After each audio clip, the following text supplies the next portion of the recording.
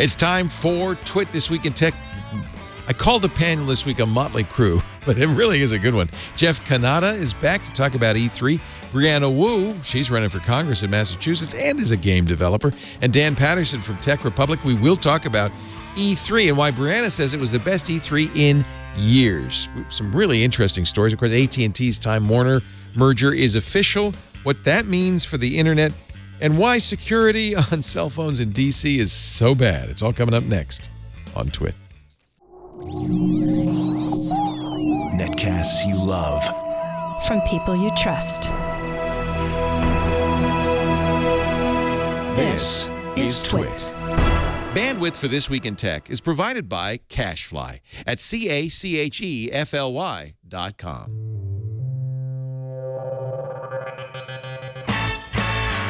This is Twit, This Week in Tech, episode 671, recorded Sunday, June 17th, 2018. A bad day for the internet. This Week in Tech is brought to you by Texture. Access the world's most popular magazines anytime, anywhere using your smartphone or tablet. Go to texture.com/twit to start your free trial today. And by Rocket Mortgage by Quicken Loans. Home plays a huge role in your life. That's why Quicken Loans created Rocket Mortgage. It lets you apply simply and understand the entire mortgage process fully so you can be confident you're getting the right mortgage for you. Get started at rocketmortgage.com/twit2. And by Moogsoft. Reduce IT alerts and tickets by up to 99%. Visit moogsoft.com to learn more and sign up for a demo.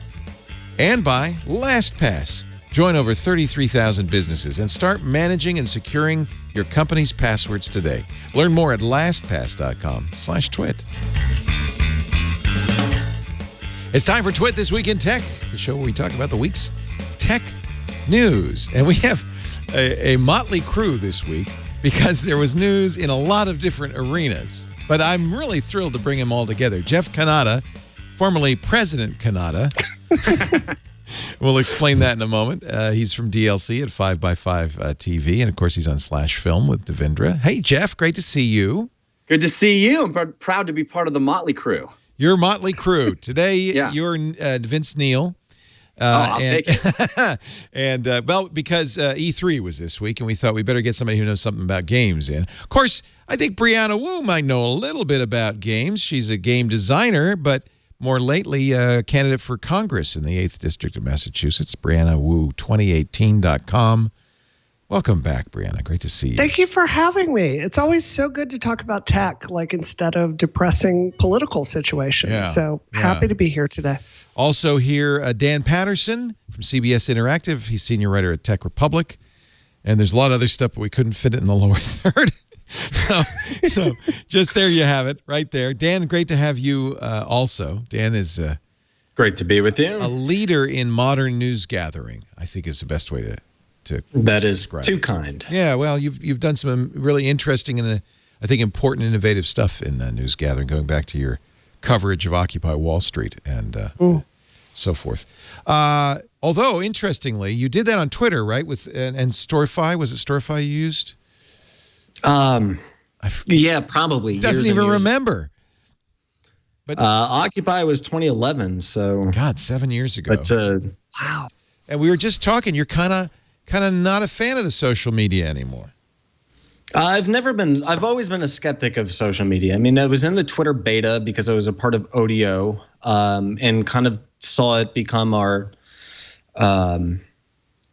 little open platform that Noah Glass promoted, and have watched and been a part of the rise of social media and in many ways benefited from it. But I got to tell you, long before the Cambridge Analytica scandal broke with Facebook, although I knew Alexander, he used to call me at weird times at the night and talk about all of the I covered Cambridge in 2016, and Alex would, I assume, be inebriated and call me at weird times of the night and rant about stuff. But I left Facebook a little under a year ago and Instagram because I just didn't like not only how it made me feel, and I don't want to get all emo on you, but it made me feel as kind of bad every time I logged in, and I didn't like my behavior on the platform. I mean, I mostly just spam work links on all social media. I just spam, here's a link that we're working on at Tech Republic or CBS News. And with Facebook, I felt like I was bragging a whole lot. And, at least on Twitter, it's contextualized. Like, you really don't have to follow me, and I don't care if you don't want to follow me. And on Facebook, because it's a linear connection with people, I felt like maybe I was kind of being a dick to people who, I don't want to show off or be abrasive in any way. I don't think I was, but I don't like any of the behavior. And I know Brianna experienced a lot of this. Jeff, I'm sure you've experienced a lot of this. Every time I'm on, I get, 10-to-1 hate to anything positive. And I just think that it does seem to bring out the worst in people, doesn't it? Yeah, Facebook has isolated us. They've behaved in a way that maybe isn't intentionally malicious, but that has worked to alienate us. And I think that what they've done with gathering data on mobile phones has been insincere at best and malevolent at worst. And so I just felt creepy by the platform and left. But you see what's happened? You have all this pent-up stuff that you haven't been able to express. Right. I have no place. That stuff should have been a tweet storm, man. I don't know. Love it. Wait a minute. I got to dig deeper, though. When you say Alexander used to call you drunk in the middle of the night, are you talking about Alexander Kogan of Cambridge Analytica? Nix, the former CEO of Cambridge. Nix, the former CEO. And I'm not saying he was drunk, but his behavior implied that perhaps he was inebriated sometimes, not all the time, sometimes. Sounds like but I'm not saying that he was, because I don't know that he was. But yeah, I covered Cambridge and had a mixed relationship with them in 2016. So I covered politics, and there just weren't a lot of people covering big data in politics. There certainly was Sasha Eisenberg in 2012. But in 2016, if you covered data and how data was driving the election, there wasn't a lot of competition. So sometimes I would write a story that Alex liked, sometimes I'd write a story that he didn't like, and I would get an earful from him and other executives at the company. Wow. Sounds like somebody that's going to be a witness. Yeah, no kidding. Do you know what I found, Dan? In running for office, I was out the other day, and I was like, I was just thinking to myself how happy I felt.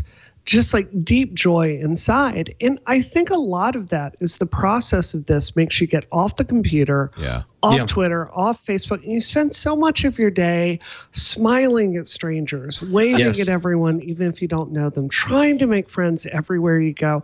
And I really feel like it makes you become a better person. It gets you away from that.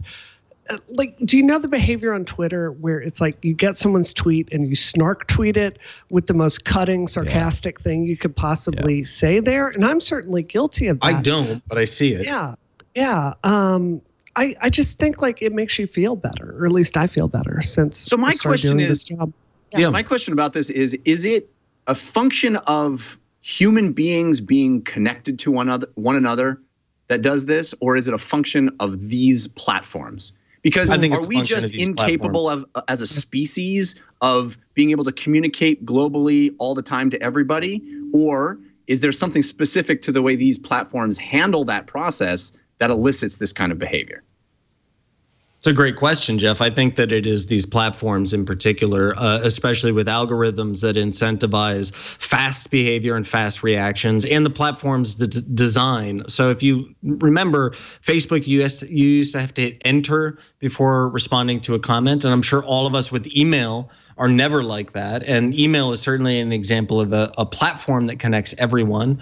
MX records are something that is interpreted by every mail server in the world, and so we can connect with everyone. I believe that Facebook is engineered in such a way so that we get those dopamine pings with every notification, and we are incentivized to leave a very quick, fast response. I also think that the algorithm segments people, and I think that it plays to our worst nature. So there are ways that perhaps we could design platforms, and you guys might be the experts, Jeff and Brianna, especially with your expertise in gaming, on how to bring out the best in people. And I think that Facebook probably has followed the their own stock, and they've had to do things that set them above and beyond their competition. But in doing so, they behaved in a way and they built a platform in a way so that it brought out the worst in people. As the old timer here, though, I am going to point out that I don't know of a single social network that hasn't done, going back to the days of the news groups of Usenet, where Flame Wars eventually destroyed it. Then the Well, which I loved, that Flame Wars eventually made intolerable. Almost, it seems, and look at YouTube comments, look at any place. You get a bunch of people together.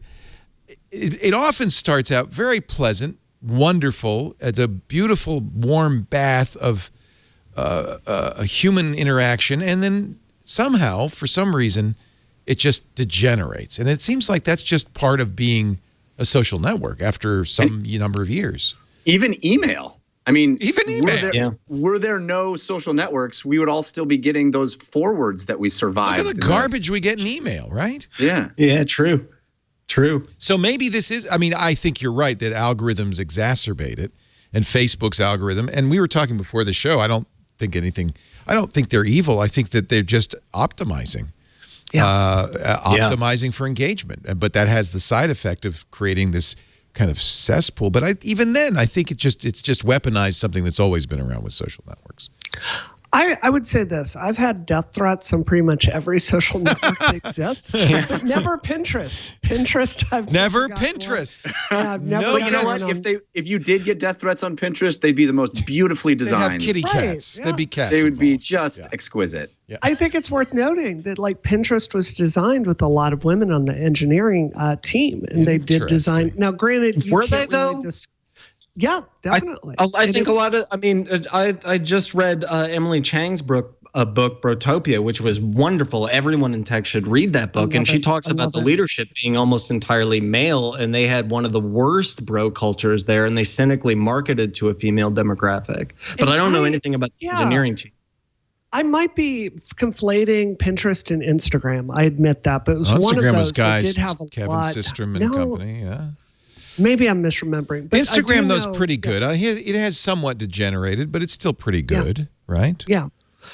Maybe it's pictures that are okay because it's hard to threaten death with pictures. Maybe we all joke about people, but we joke about how Facebook is now where your mom hangs out. But I think about how my mom engages with Facebook, and it's pretty positive. It's a pretty positive experience for her. Yeah. I'm sure she sees a lot of political stuff, as do everybody on Facebook. But what my mom gets out of the experience of logging into Facebook is almost entirely positive. She's connected with her kids and grandkids. She's connected with her high school friends. She lives in a world of connection that just wouldn't have been possible for her in any other way, really. And so there is some positive stuff, obviously, that is enabled by these platforms.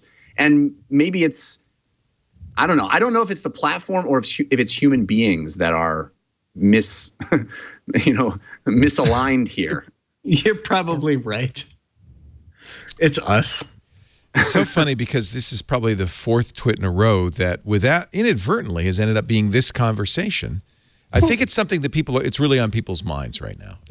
What's going on? Well, there's a reckoning coming. There's a reckoning with all this stuff. I mean, we're seeing obviously the beginnings of it with, Zuckerberg testifying and stuff like that. But I think there's going to be a cultural reckoning with it very, very soon. And I don't know what that's going to look like or how it'll play out. But I think that everybody is having this conversation, whether it's, pundits like us on shows or just average people in the street. There's a weirdness. I mean, to the point where I'm sure I'm not the only one that noticed every ad during the NBA finals was companies saying, apologies. I'm sorry. I know, it was the apology tour. Yeah. It was Uber. It was Wells Facebook. Fargo. It was Wells Fargo. Yeah. Everybody, I'm so sorry for what we did. Except, wait a minute. I'm so sorry. And this is perhaps germane, but Facebook wasn't apologizing. They acted as if it happened to them. They said, Facebook was this wonderful place, and then something happened, as if they had nothing to do with it. We're so sorry you got upset. Yeah. Something happened. We got caught. We're going to interview on June 29th Siva Vaidyanathan, who is a great academic, covers all this stuff. And his new book is Anti-Social Media, How Facebook Disconnects Us and Undermines Democracy. This is an example of the drumbeat that you're seeing from so many sources now. And it's not just, I have to say, it's not just Facebook, it's social. But how about gaming? Let's talk about gaming, because that's what we're here for. This was a good E3, everybody. This was a really good year. All right, let's take a break. And when we come back, a good E3. Has it finally happened? This was the first E3 that I know of that regular people could come to, right? Was that made it so good? They sold tickets. But first, a word from our sponsor. And actually, this is a great company that I'm a big fan of, and I have on my iPad. It's one of the first things I install when I get a new iPad is Texture. And I was so pleased when I saw Apple bought them. I think that's going to mean very good things for Texture. Texture is basically Netflix for magazine. The magazine app. It offers unlimited access to more than 200 of the best magazines all in one place. You get complete issues, every page on the newsstand, plus back issues, plus bonus features you don't get on a printed magazine, like video, anytime, anywhere. It's all in one app.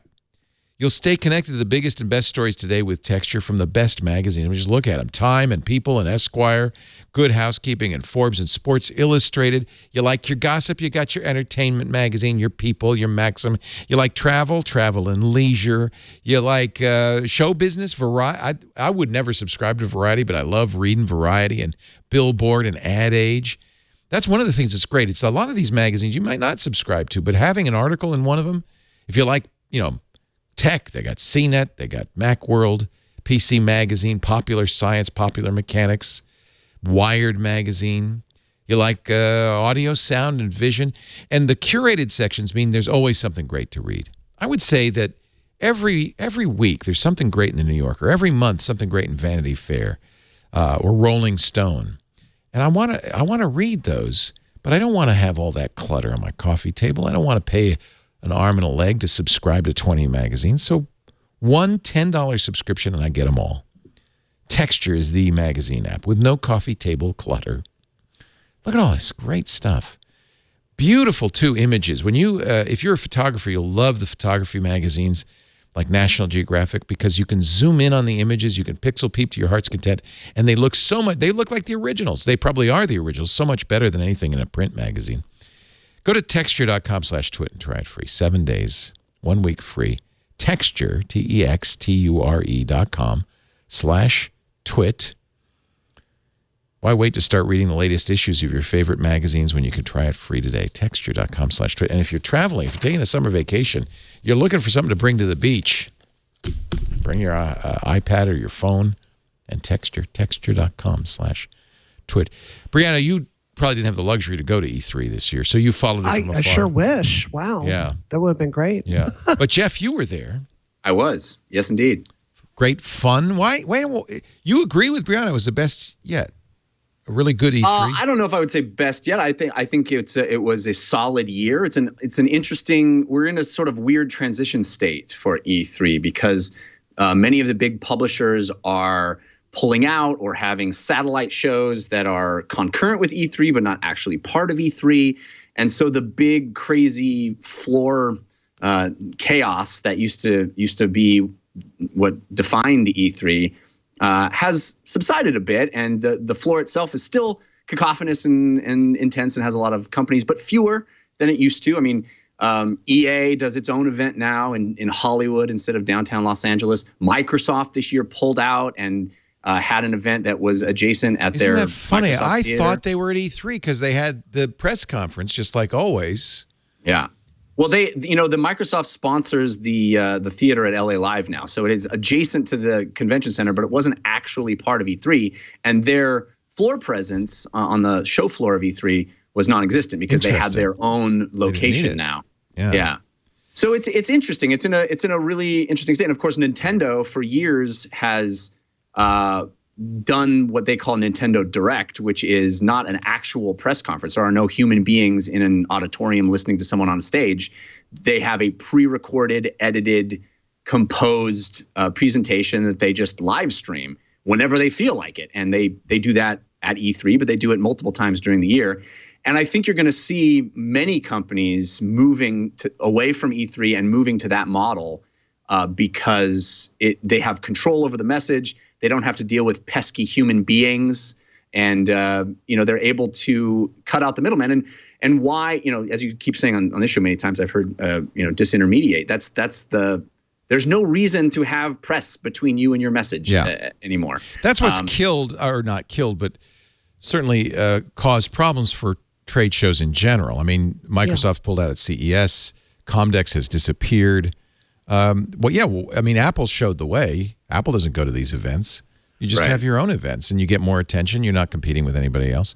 Somehow, though, it seems like Microsoft, Sony, Nintendo still feel like they have to be somewhere around E3. That's still the week, right? It's still the week. It's the week that all the news is coming out, right? Like, and from a gamer's perspective, you don't really care if Nintendo is announcing Smash like as part of E3 or like with the Nintendo Direct. I just care that a new Smash is coming out. So I really hear what you're saying, Jeff, but like they've struggled with this for years. Leo, you were saying this was the first E3 that was open to the press. If I'm remembering this correctly, they tried that a few years ago. Like letting people in, then they shut it off to journalists again and let people back in, if I'm remembering that correctly. I just think ultimately it matters like what games were announced and what games are coming out, because they're all kind of competing for that mind share. Like, is Fallout 77 going to be the big game that people care about? Is Anthem? And I think what we saw this year were some fresh new IPs really getting a lot of attention from people. Yeah. I think, according to GameSpot, E3 opens to the public for the first time ever. 15,000 tickets. Wait a minute. That was last year. Okay, there you go. So it is the second year in a row. Okay. Second year, and they this year was the first time they had different hours for the public and the press, which was kind of nice. We got a couple of hours at the beginning to go in and just have press only. But I agree with you, Brianna. I think you're right. I think it ultimately comes down to what games were shown, what things were talked about. Because it is the biggest week in the gaming calendar, and that's really the most important thing. It is interesting how the show is changing, and I think kind of receding in a certain sense. But from a gaming standpoint, from just what was announced, it really was a strong year for some exciting stuff. We did get a lot of sequels, as we always do, but some exciting new stuff, some interesting trends. Go ahead. And just I too am a gamer, although I suck at games. It's a huge part. It is explicitly my hobby. Like, I'm not working if I'm playing games. And it's been fascinating to watch games both pioneer some of the spaces that we've talked about, specifically social hooks. I mean, in social mechanics, they figured out long before social media, cybersecurity and cyber defense. The game industry had to pioneer these things. And they're now kind of following the SaaS model. And it's interesting to see the games industry take a page out of the services book and really transition. Almost every major publisher has transitioned from releasing standalone products and single player products over the last decade to these always on service models. And gamers I know are very vocal with their opinions, especially on Reddit. But whether you love this or hate this, it really has represented this kind of massive sea change that's happened in a multi-billion-dollar industry that the mainstream media has kind of turned a blind eye to. It's interesting. Yeah, it's really interesting. Go ahead. I was just going to say this very true, and it's one of the big trends coming out of the show that I noted as well, that the sort of Destiny-ification of game. Destiny was a game a few years ago that was this always-on service that Bungie did for Activision and has been a big success for them. And it just seems like in the wake of that, we're now seeing the games that follow suit. Anthem, Fallout 76 is Fallout Destiny-ified. And it really only Sony is the big publisher that's still front and center with single-player, playable offline games. I mean, their slate this year was Ghost of Tsushima, Spider-Man, Last of Us 2, Death Stranding. Those were the big four that they showed. Days Gone was another one. All single-player, narrative-driven experiences, traditional, what we think of as big AAA video games. But everybody else is focused on much more games as service, perpetual, always updated. We can sell you one thing, then we can sell you it 100 more times with cosmetics and with DLC content coming down the line. And you're seeing that over and over and over again of these looter shooters, as they call them, where you get a bunch of loot and you're shooting stuff. Many games dominated E3, big AAA games that are doing that and looking to make that kind of money.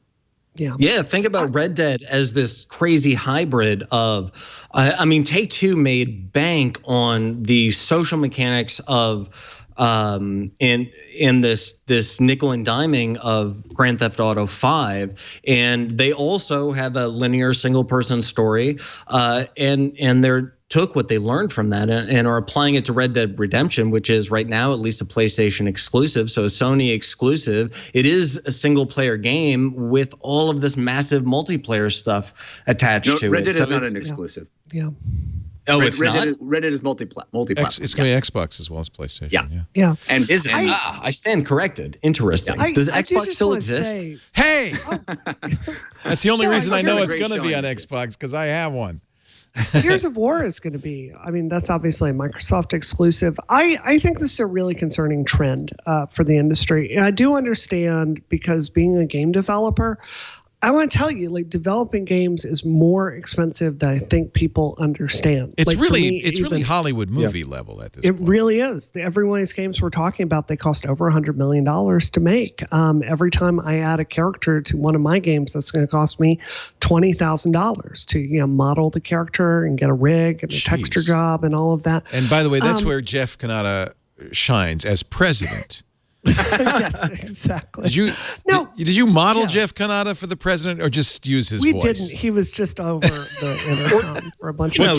What game was that? Yes, Revolution 60 was the last one I shipped. But I want to say I was so frustrated to see this trend fall to the king of single player experiences, BioWare. Like, no one out there that loves BioWare titles, loves Mass Effect, loves Dragon Age. None of us buy those games because we like Destiny shooters.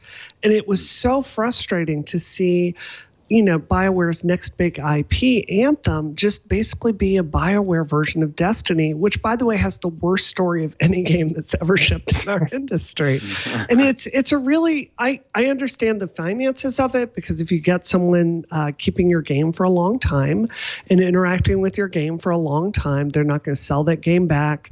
They're going to keep doing in-app purchases. I understand it, but I don't feel like I'm the only person that, when I play games at the end of the day, a lot of the time I don't want to be social. I just want to kind of go into my own world and recharge. So, Can we talk about Star Citizen for a second? All right, go ahead.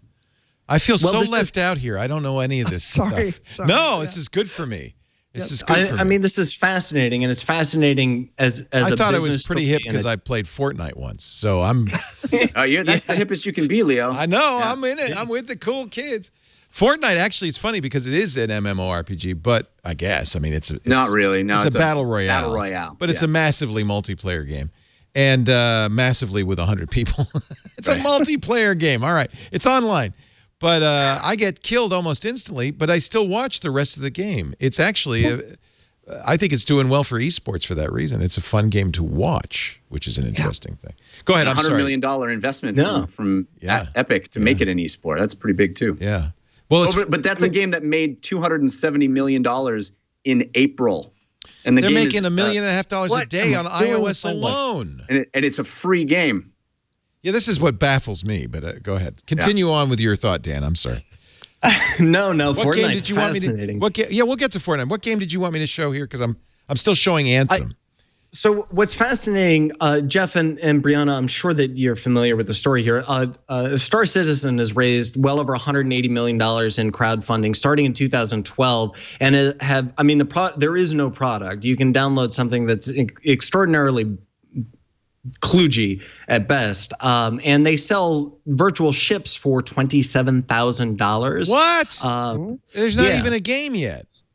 Yes. So what's fascinating is the fallacy of sunk cost, and this games as a business model where the business model is vaporware. Yeah. Wow, that's really wild. Although I seem to remember Duke Nukem Forever taking a while to come out. So That's true. Yeah. there ain't nothing really new in that.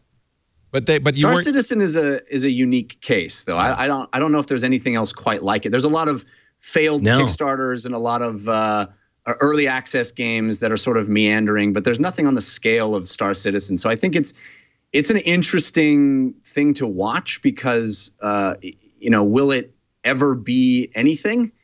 Is a great question, and certainly there have been lawsuits. There are ongoing litigation. So I can, trying for to get their money back. $45, I can buy the Mustang Alpha spaceship.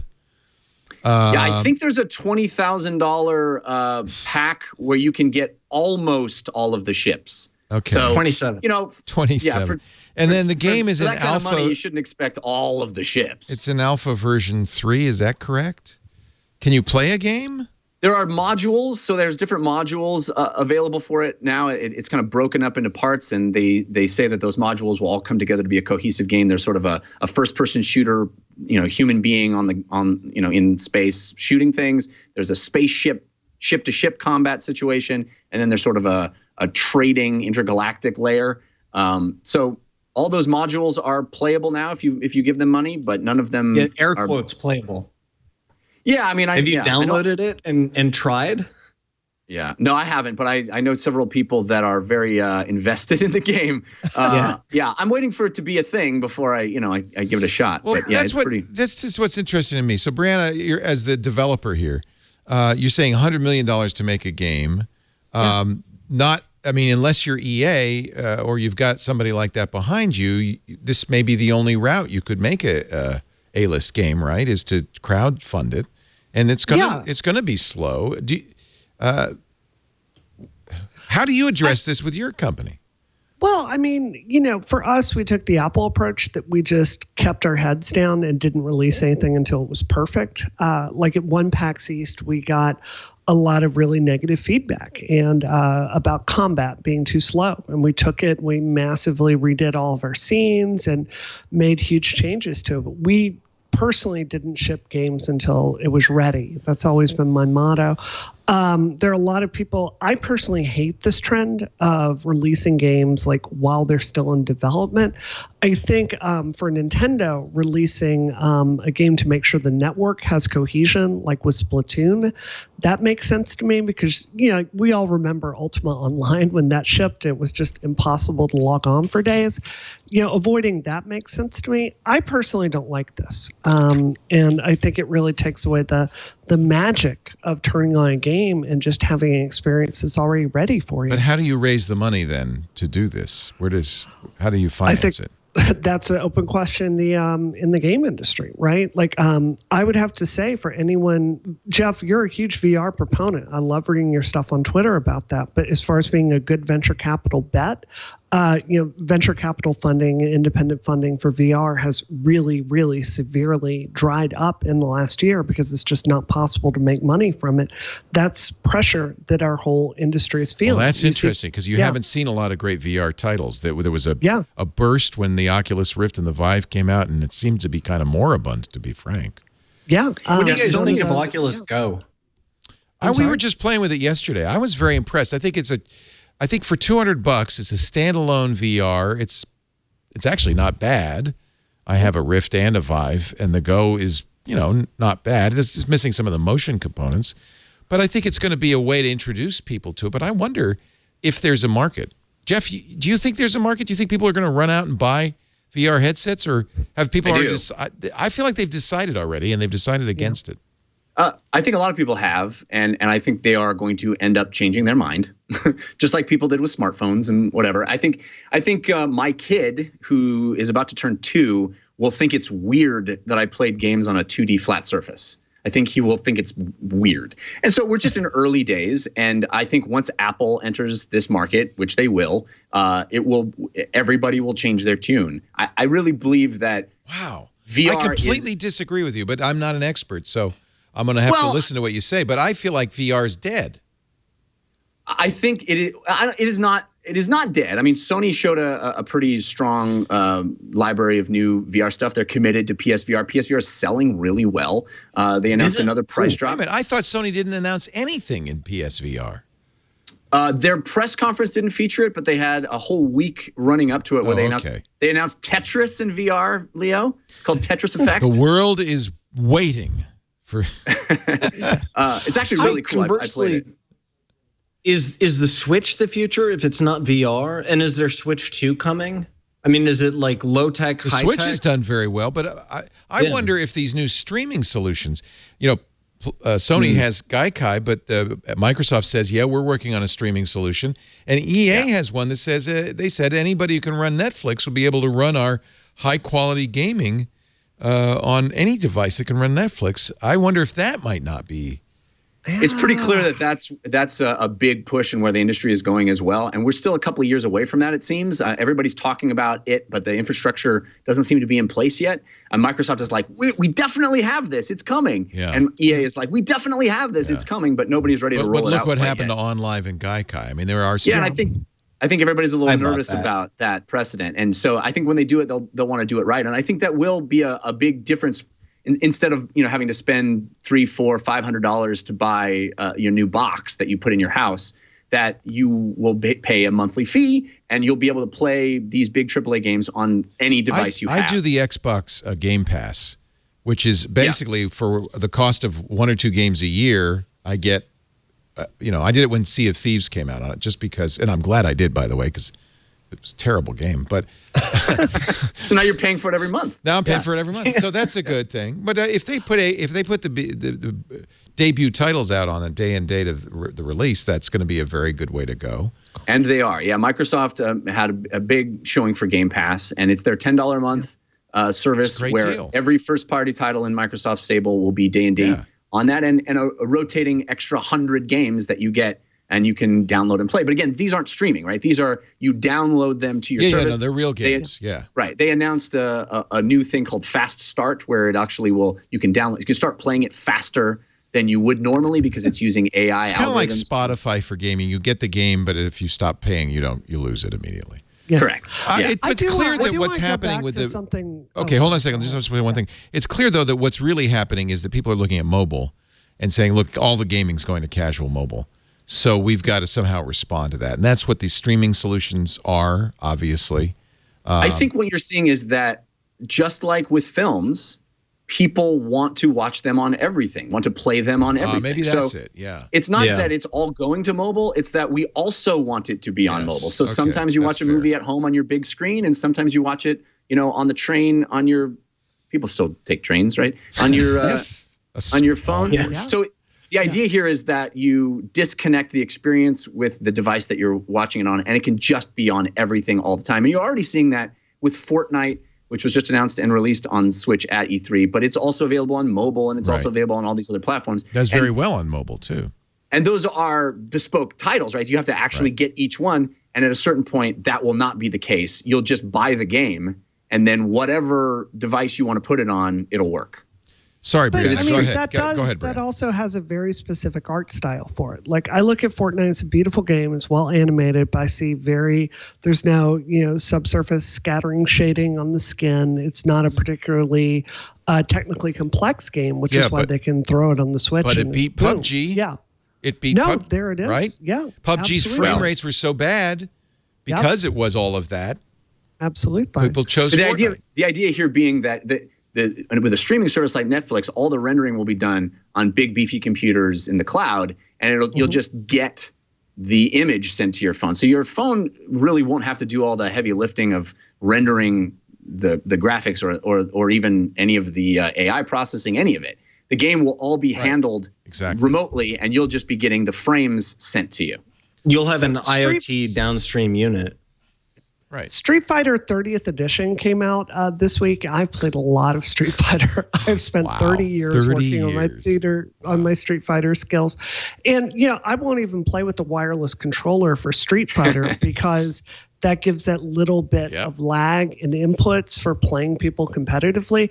If you're talking about then the round trip between a server center and your computer and the lag on top of that, because so many of these games are competitive, Gears of War, PUG, Fortnite, I am unsold on this being the future. We try it with OnLive. You know, Sony has been offering this for years. If I remember correctly, they bought all the patents for OnLive, Sony did, and then tried to turn it into, we're going to sell the entire PS2 catalog. When you play those games, they're blurry, there's lag, the DLC doesn't work correctly. I'm not sold on that future. I'm in your camp as well, Brianna. I'm old enough to want my games rendered locally, but people said the exact same thing about movies. They really did. They said, "Wow, why would I want that? I can get this beautiful version on a disc, and it's exquisite, and it's lossless, and all this stuff." And people don't care.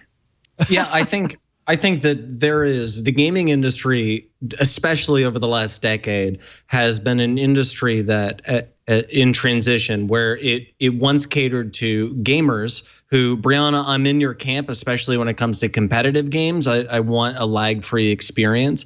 But the market of us versus the market of, like Leo said, mobile or casual gamers, I think that it is orders of magnitude larger, and the industry is looking at the bottom line. And especially because so many of these companies, the publishers are public companies, they're really looking at their bottom line, and they're looking at the market and the ability to capture a market that was not previously gamers and didn't think of themselves as gamers, and to transition these people and capture this audience is far easier than it is to, like we've said in this conversation, super serve a market that's already there, that may have very specific niches of things that they want, but there simply is high overhead, low return on that investment.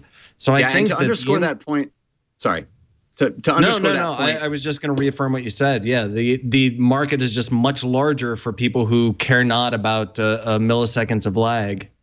Yeah, and you know, Leo brought up the fact that Fortnite has overtaken PUBG as far as the battle royale, the global battle royale of choice, and there's a lot of reasons for that, but a very not insignificant one is the fact that Fortnite's free, and I think driving costs down is a huge factor in opening these experiences up. And as I said, if you're having a situation where in order to render a game, you need a $300, $400, $500 box in your house, or heaven forbid a $1,000, $2,000, $3,000 PC, you compare that to a device you already have because it's your phone or your whatever, and you don't really care how powerful it is because all of that is handled in the cloud and it's just sent to you. It expands that audience exponentially because people are just able to not have to worry about investing in the device that plays the game.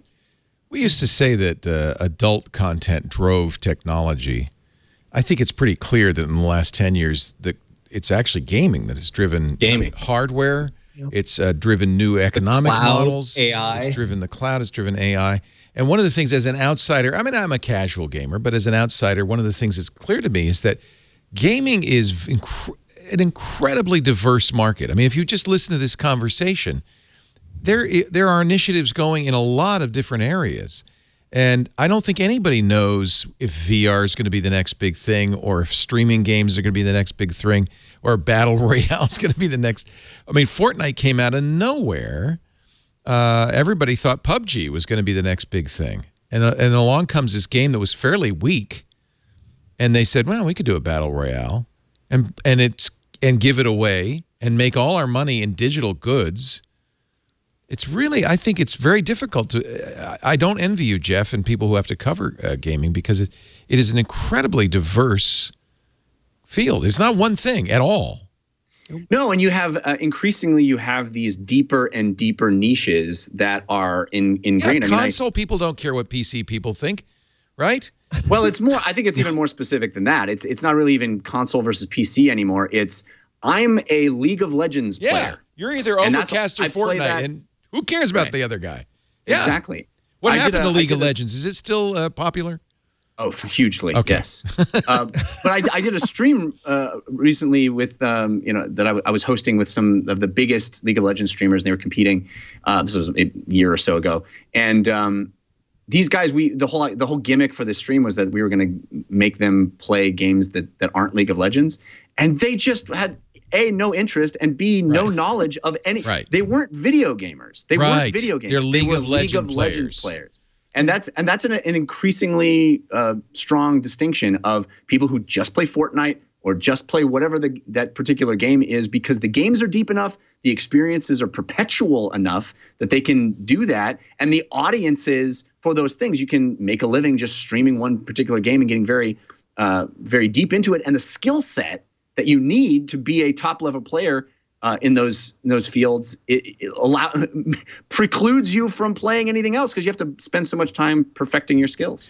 I did watch on Microsoft's Mixer the Fortnite Pro-Am, and I have to say it was quite engaging. Nitch, who of course is very well-known streamer on Twitch.tv, he's actually streamed with Drake, and DJ Marshmello, who is I'm told, I couldn't figure out why he was wearing that hat, but I'm told is an EDM superstar and YouTube superstar, won $1 million for charity. It was a $3 million purse in this event.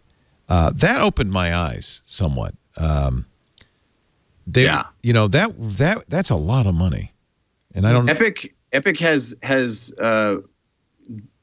set aside $100 million over the next year to make Fortnite into an esport. It's a $100 million prize purse that's going to be distributed over multiple events. We don't know how many events yet. We don't know how that money is going to be given out. But $100 million to give away as prizes to entice esports players to play Fortnite. Now, if you look at the next 20 esports, League of Legends, Dota, whatever, any game you want, Counter-Strike, anything, the biggest stuff, and you add up all the prize purses over a year, they don't make $100 million.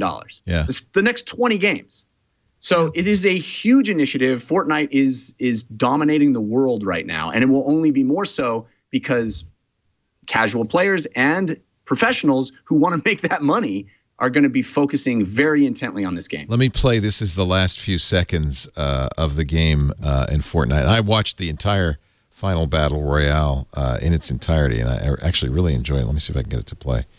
And no, I can't, unfortunately. But it was as engaging as watching the last few minutes of the Super Bowl or the NBA Finals. It was really engaging. It was really fun. And it kind of turned me around because I thought esports, nobody wants to watch people play. They want to play. But Fortnite has turned me around a little bit. I can see that. By the way, another thing that people are doing apparently is watching the World Cup on PSVR. Yeah, baby. Have you tried that?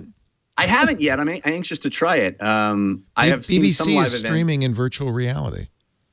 Yeah, I mean, again, we're in early days, right? The visual fidelity of these headsets when you watch video is still a little disappointing. You get some graininess. You get some.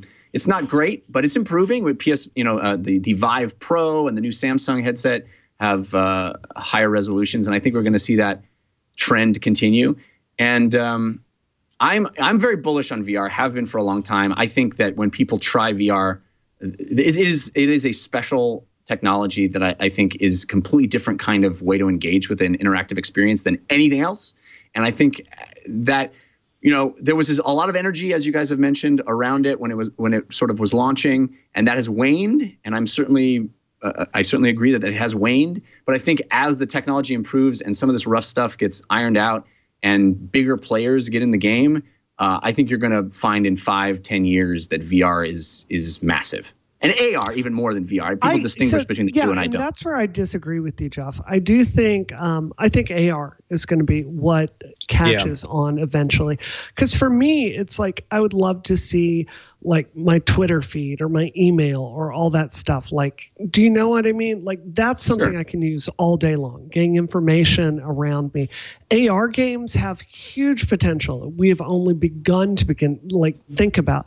VR just closes you off so much. It brings up the nausea problem. It brings up it limits your gameplay because you have to have that teleport mechanic because your eyes and your inner ear aren't seeing the same thing. I think when Apple comes out with that product, it's going to be far closer to HoloLens. Yeah, I think they're doing AR. I wonder if they're doing VR. Yeah. I use those two terms interchangeably, and I shouldn't. But I when I say VR is the future, I mean this. I will AR, grant you VR. augmented reality for sure, because it eliminates the nausea problem. You're seeing the real world in addition to overlays. It has uses well beyond gaming, by the way. It has lots of very practical uses. I think AR, we played with another AR headset. How much was that headset yesterday that we played with Dreamworld? It was, I think, $200 or $300, but it was very much like HoloLens, except it had a full field of view. It's very impressive. I think we're coming along with AR.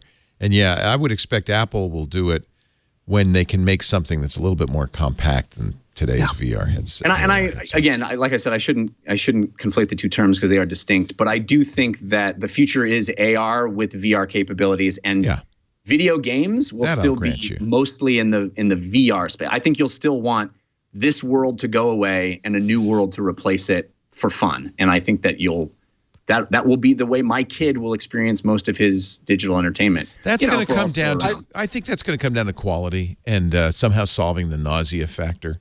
Yeah. Yeah, and there definitely will always be a market for, and we've all talked about it, we want some sort of escapism at some point. I just think that market is a fraction of what the AR market represents. I have a question for all three of you guys.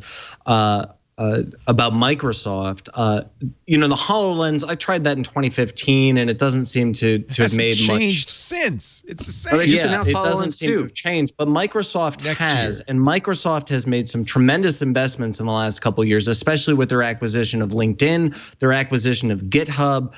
And I know, I doubt this will happen, but Brianna and Jeff and Leo too, I'd love your speculation on this. There's been a lot of rumors about Microsoft buying Steam. I don't know that I buy that, but I could see their emphasis, again, not to mock Ballmer with developers, but when we're having conversations about AR especially, and we think about the HoloLens and all of these emerging technologies, IoT, big data, artificial intelligence, I could really see Microsoft buying Steam, not to acquire the game platform, but to ingratiate or buy the next generation of developers who might create content to populate AR systems. What do you guys think about that? Well, there was a lot of hullabaloo, I don't know, 4-6 months ago. Somebody on a very well-known video game website wrote an article speculating that would be a good move for Microsoft, and it turned into this whole thing. It kind of snowballed, and it actually affected the stock price of companies. And it was pure speculation. Pure speculation. Yeah. Microsoft at E3, interestingly enough, and did announce 5 new studios that they have acquired to create first-party content for their platforms. So they are very much aware of needing to create exclusive content for their platforms, and they didn't have any of that to show, but they did announce these partnerships with some really actually very interesting developers that have made some really cool stuff. But I think the idea of them buying Steam, I think it makes a lot of sense. There doesn't seem to be any indication that they're going to do that, but it would make sense on a certain level because Steam kind of owns the PC market. It's kind of owns, but that doesn't get them what they really need, which is content, right? They bought 3 indie studios, though. They announced that this week. 5. There were 5 new indie studios. Wow. Yeah, and they're really strong studios. Many of them were already working on sort of pseudo first-party stuff that would be exclusive to the platform anyway, but some weren't. And I think it shows an understanding that is what differentiates Sony as a platform right now from Microsoft, the PlayStation, is that Sony has really strong exclusive content. And Sony leaned into that very strongly at E3 this year. But as far as acquiring Valve or Steam or some variation of those two entities, Valve basically doesn't make games anymore. They claim that they do, and they have a new card game that's coming out based on. But they're a pipeline for indie developers, and that's when I think about AR and I think about Apple Apple already has a pipeline for indie developers and for major developers. And if we're looking at 2019 at the earliest, maybe 2020 for an Apple AR product, I think, well, how does the rest of the industry compete? And that is with content and developers. So that's one reason I think about Microsoft might want to acquire Valve. But you're absolutely right. This has all been speculative. I just think, what is the pipeline to get content creators to create things? Because we've all had this conversation. VR has failed in large part, not failed, but has stuttered because of the lack of content. And this is something that will or could also kill AR. And so every major tech company has to be thinking about, how do we populate our platforms with content and with talent? Well, I just feel like I need to say here, I want to take a step back and look at some of our assumptions here. Valve, I would say, increasingly has a toxic reputation with developers. True. And a lot of that reason is because rampant harassment of developers goes absolutely unchecked on that platform. Developers get rape threats, get death threats. I've certainly had that on Valve. There was actually some people in the hatred community. This was a mass murder simulator that came out a few years ago that were actually demanding to put specific women in the game industry into this game to kill as DLC. Nice. For that. So I would say I think there's a cultural shift. I was at Microsoft Build just a few weeks ago, and what I see is a Microsoft that is increasingly fundamentally culturally different than what Valve has evolved into, which is this laissez-faire, anything goes kind of, bonanza marketplace. And Valve should be ashamed for not taking responsibility after the active shooter game. I don't like to usually get up on a high horse, but they have exploited for profit some of these really horrific, not just language, but threats. That's sad. Yeah, that's really sad. And I think what you're touching on, Brianna, is that people don't think of themselves as gamers because they don't want to make heads explode in a shower of gore. Right. Yeah. And I think that's a really interesting point to bring up in regard to E3, because that is the front face of E3. It's not all first-person shooters.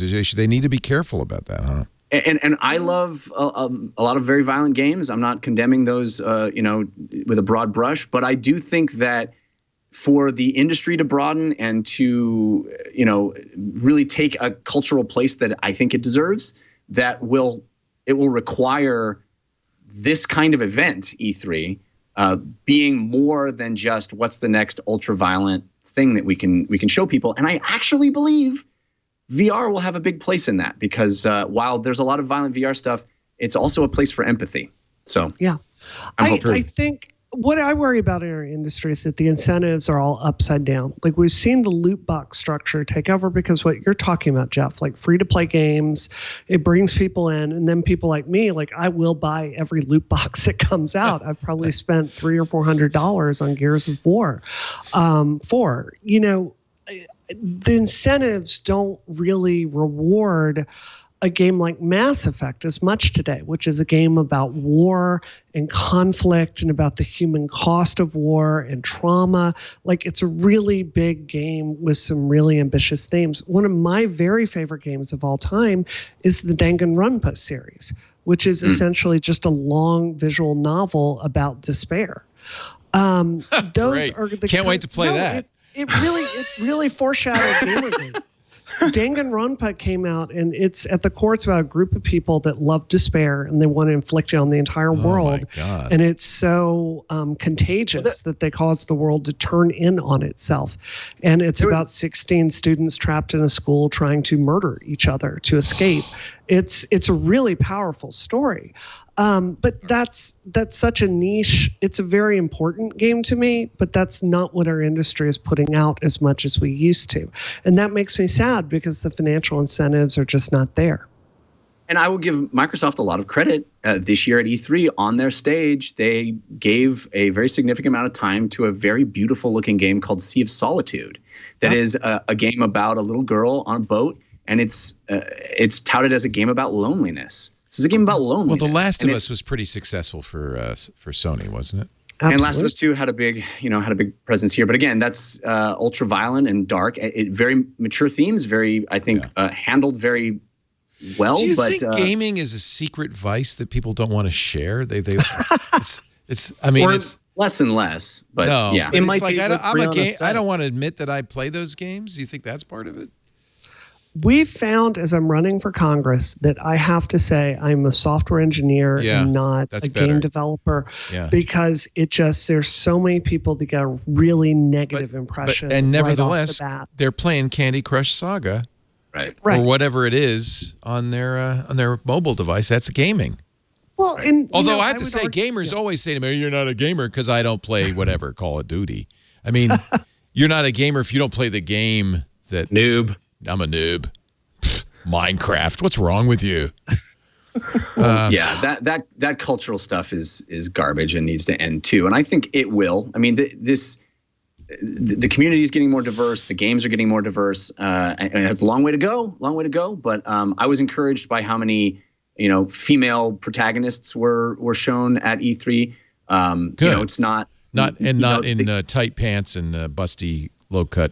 I mean, there was a little of that, but, less and less. And I think it's baby steps, unfortunately. But, I'm hopeful that I'll tell you, I've been going to E3 since 2004, 2003. And I look around and walking around and I see more females there than I have ever seen. And I think ultimately getting more people like Brianna making games and more diverse kinds of games being made, I think we're getting there, and it's taking longer than it should. And I think there's a lot of room for improvement. But I'm generally pretty optimistic about that. Let's take a little break. Now we can take the break and come back. It's a great panel. Brianna Wu is here. She's running for Congress in the Massachusetts 8th District. BriannaWu2018.com if you want to support that. And of course, Space Cat Gal and a game developer. I'm sorry, a software developer. Software engineer. Software engineer. And always a pleasure to have her on. Dan Patterson from CBS Interactive, always a pleasure too. Senior writer for Tech Republic.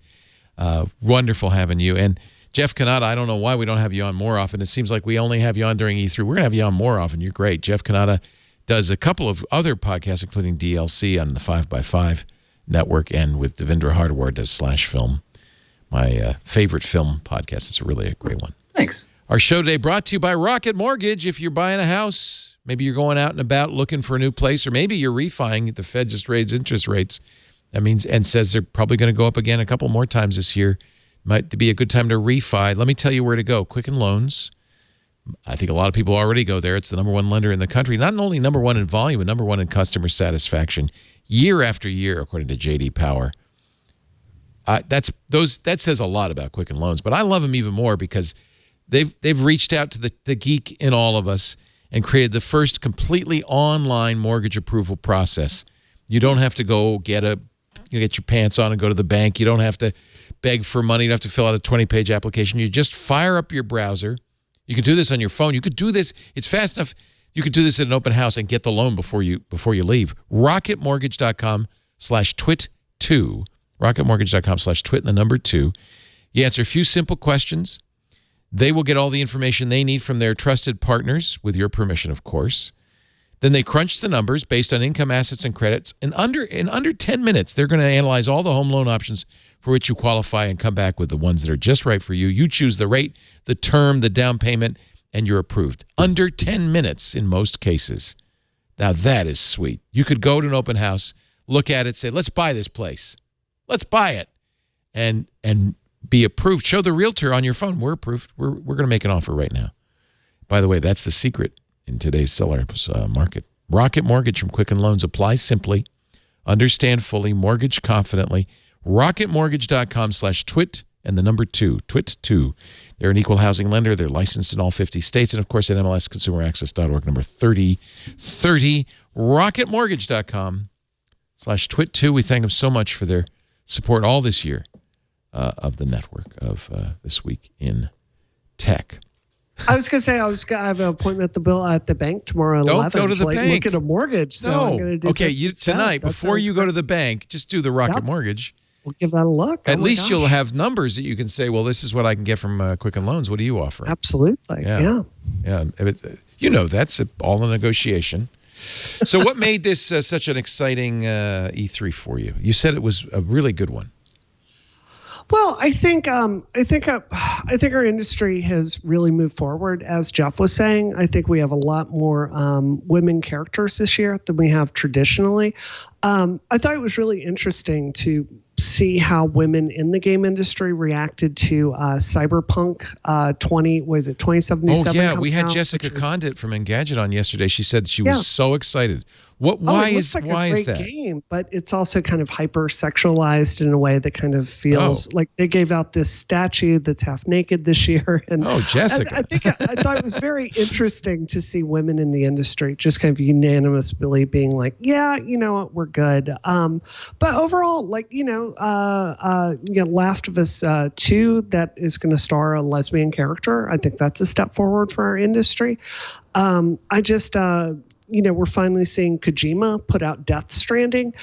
He was fired from Konami under some really not great political circumstances. And to see him coming back with one of the most interesting games of the show, I think that's really good. Bloodstained is looking incredible. So, it almost makes me sad that I'm running for Congress because I want to play all these games when they come out. So. Well, once you get elected, you can do anything you want. You call that executive time. That's executive time. Yes. No, I'm kidding. She's going to work very hard for all of us. No more gaming for the next few years for you, Brianna Wu. Everybody needs downtime. Yeah. No, that's true. Actually, in House of Cards, didn't he play Call of Duty? I think he did. He did. Absolutely. I thought that was really interesting. Here's an older guy, vice president, playing Call of Duty. It kind of was in a way a mainstream acknowledgement that people play these games. And again, I think that's how they announced Monument Valley 2. Also, was through that show. That's right. Monument Valley. I bet you that was a paid deal of some kind. Yeah. Oh, I'm certain of it. Yeah. In fact, I saw a couple of mobile games get shown on House of Cards. All right. Well, we can move on from gaming. This was a big week for content in other ways. Net neutrality fell, and almost exactly at the same time, on Monday, a judge ruled that AT&T could merge with Time Warner, and by Friday, it was a done deal. Comcast said, "Oh, ha!" and immediately made a $65 billion bid for 21st Century Fox. They were waiting to see if the AT&T Time Warner merger went through. This is a bad nexus. This is a bunch of. I thought Nilay Patel did a really good job on The Verge. He wrote that the court's decision to let AT&T and Time Warner merge is ridiculously bad. Yep. And I think he made a very strong case that the judge seemed to confuse pipes, platforms with content creators, and the judge, I understand the way law is written, it says, these are two independent vertical markets. There's no competitive issue here, so there's no reason they shouldn't merge. In fact, he placed no restrictions on their merger.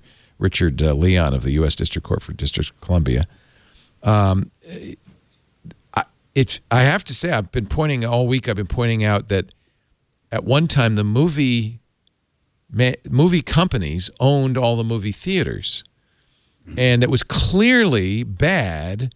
There was no independent movie industry because you couldn't get it shown anywhere.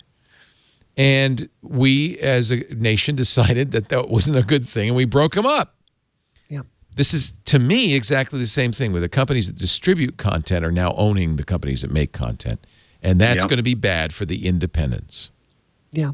I realize I don't want to comment on Al Franken leaving, the Senate. I think that's a whole thing. But if you read his book, Giant of the Senate, he really talked very eloquently about his fight to end these giant media mergers, about Comcast lying to the Senate in one hearing about some policies about offsetting their costs for lower income people and just completely making that up and not following through on it. I think it's ridiculously anti-competitive. And the way I feel is, when I get to Congress, I'm going to do everything in my power to break these giant companies up. Good. And, they just have too much power. If you look at the amount of money they're throwing into the system, it's bad. This is bad for United States innovation. It's bad for cybersecurity. It's bad in every possible way it could be bad, including consumers. And this is only going to get better if you vote people in that care about you more than they care about accepting money from these companies. So something's fundamentally got to change. And America's not going to get better on this path we're on. Yeah, $600,000 to Michael Cohen. That's a pretty good return on investment. Right? It should also be noted, and I'll disclose my significant other works in the AG's office, but New York is leading 23 states in the Attorney General Underwood, acting AG Underwood, is protesting this, and it's important to say the states are fighting this because You're talking about net neutrality. Net neutrality, yeah. The states have become the front line of defense for all of the reasons that you guys enumerated here, that this is bad for innovation. It's bad for big business, and it's bad for independent business, and it's certainly bad for consumers. And to have the states stand up and say, hey, look, we're a part of the conversation too, is incredibly important, because this is yet another roadblock, or at least the states represent a roadblock to this rollback. It was really no coincidence that on Monday, both net neutrality ended and AT&T got the go-ahead to merge with Time Warner. That's why AT&T, I would say. Now, Jeff Jarvis says on Twig, and he's a professional of journalism, has a lot of interest in this, that this is really just old companies, old line distribution and media companies with their last gasp trying to hold on to the old business model. But I have to say, if without net neutrality, when a company like AT&T owns a lot of content and doesn't own other content, there's nothing to stop them from saying, well, we'll give you access to HBO for free, no bandwidth cost, but we're going to charge you if you want to watch Netflix. That seems to me baldly anti-competitive. It hasn't happened yet, but I expect it will. And they'll do it with zero. By the way, they'll do it with zero rating, which is, it's hard to explain to normal people why saving them money is a bad thing. Yeah. Well, it doesn't even have to be consumer facing, at least to start, right? They can just have these shady deals between companies, right, and start having to charge Netflix more. And I mean, all of this stuff is really disheartening and really bad. And I don't know what we can do. I'm hopeful we see Washington State as being a state that seems to be fighting this. California, I understand, is going to. There's 23 states. Yeah. So I'm hopeful that within the borders of individual states, this stuff will take a hard line and we'll say, hey, we will still enforce net neutrality. But I can't imagine that's going to last. And if it's, I don't know, I feel like this is a very bleak moment for our digital future, to be honest. But I've said this on Twitter before, and I want to repeat this. This is not as hopeless as people may believe that it is. In the House where I am running for Congress, 8 votes run the table on all the technology policy there on a very specific committee. And then in the Senate, it's 15 votes run the table on all of that policy. So we don't have to get everyone in Congress to not take money from Verizon and AT&T. You just need to get enough of us that believe in these issues running for Congress and serving on those committees. You can change privacy, you can change net neutrality, you can get right to repair in there, you can get right to encryption. There are all these issues that we care about. They're so critical for a free republic that we can make a difference with. But it's like, I'm only one of 8 votes. I need other people, other engineers, other tech heads to run for office with me. And believe me, I would so much rather be making software right now. But, this is the time where we have to stand up and save our future. So it's inconvenient. After Twit last Sunday night, Ajit Pai published a op-ed piece, a commentary on CNET, saying, I support a free and open internet. He says, you don't understand that if we don't change these rules, you're not going to get investment in a better and faster internet. You're not going to see the better access that you want. You're not going to see rural internet progress. That it's important to give these companies a free hand so that they do invest in an improved internet? Please. Yeah. That's always worked Please. historically. Please. Right. Yeah. Rural electrification only came because we mandated it. And it's the exact same with the internet. We can solve that in other ways. We can give tax incentives. There are 1,000 other ways to solve that problem that don't involve giving, these telecom companies free reign over information to this degree. So no, try again. He says this approach will be very positive for consumers.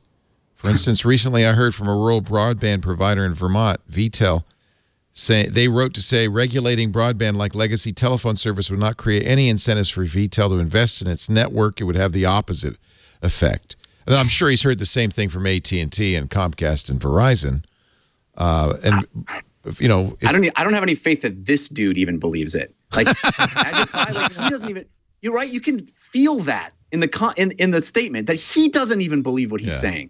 It's just this new I don't know. I don't want to get angry. There's but also a little bit of a lie that he's repeating that I keep hearing from people who are in favor of scrapping net neutrality, that at the dawn of the internet, Congress and Clinton agreed on a light touch framework.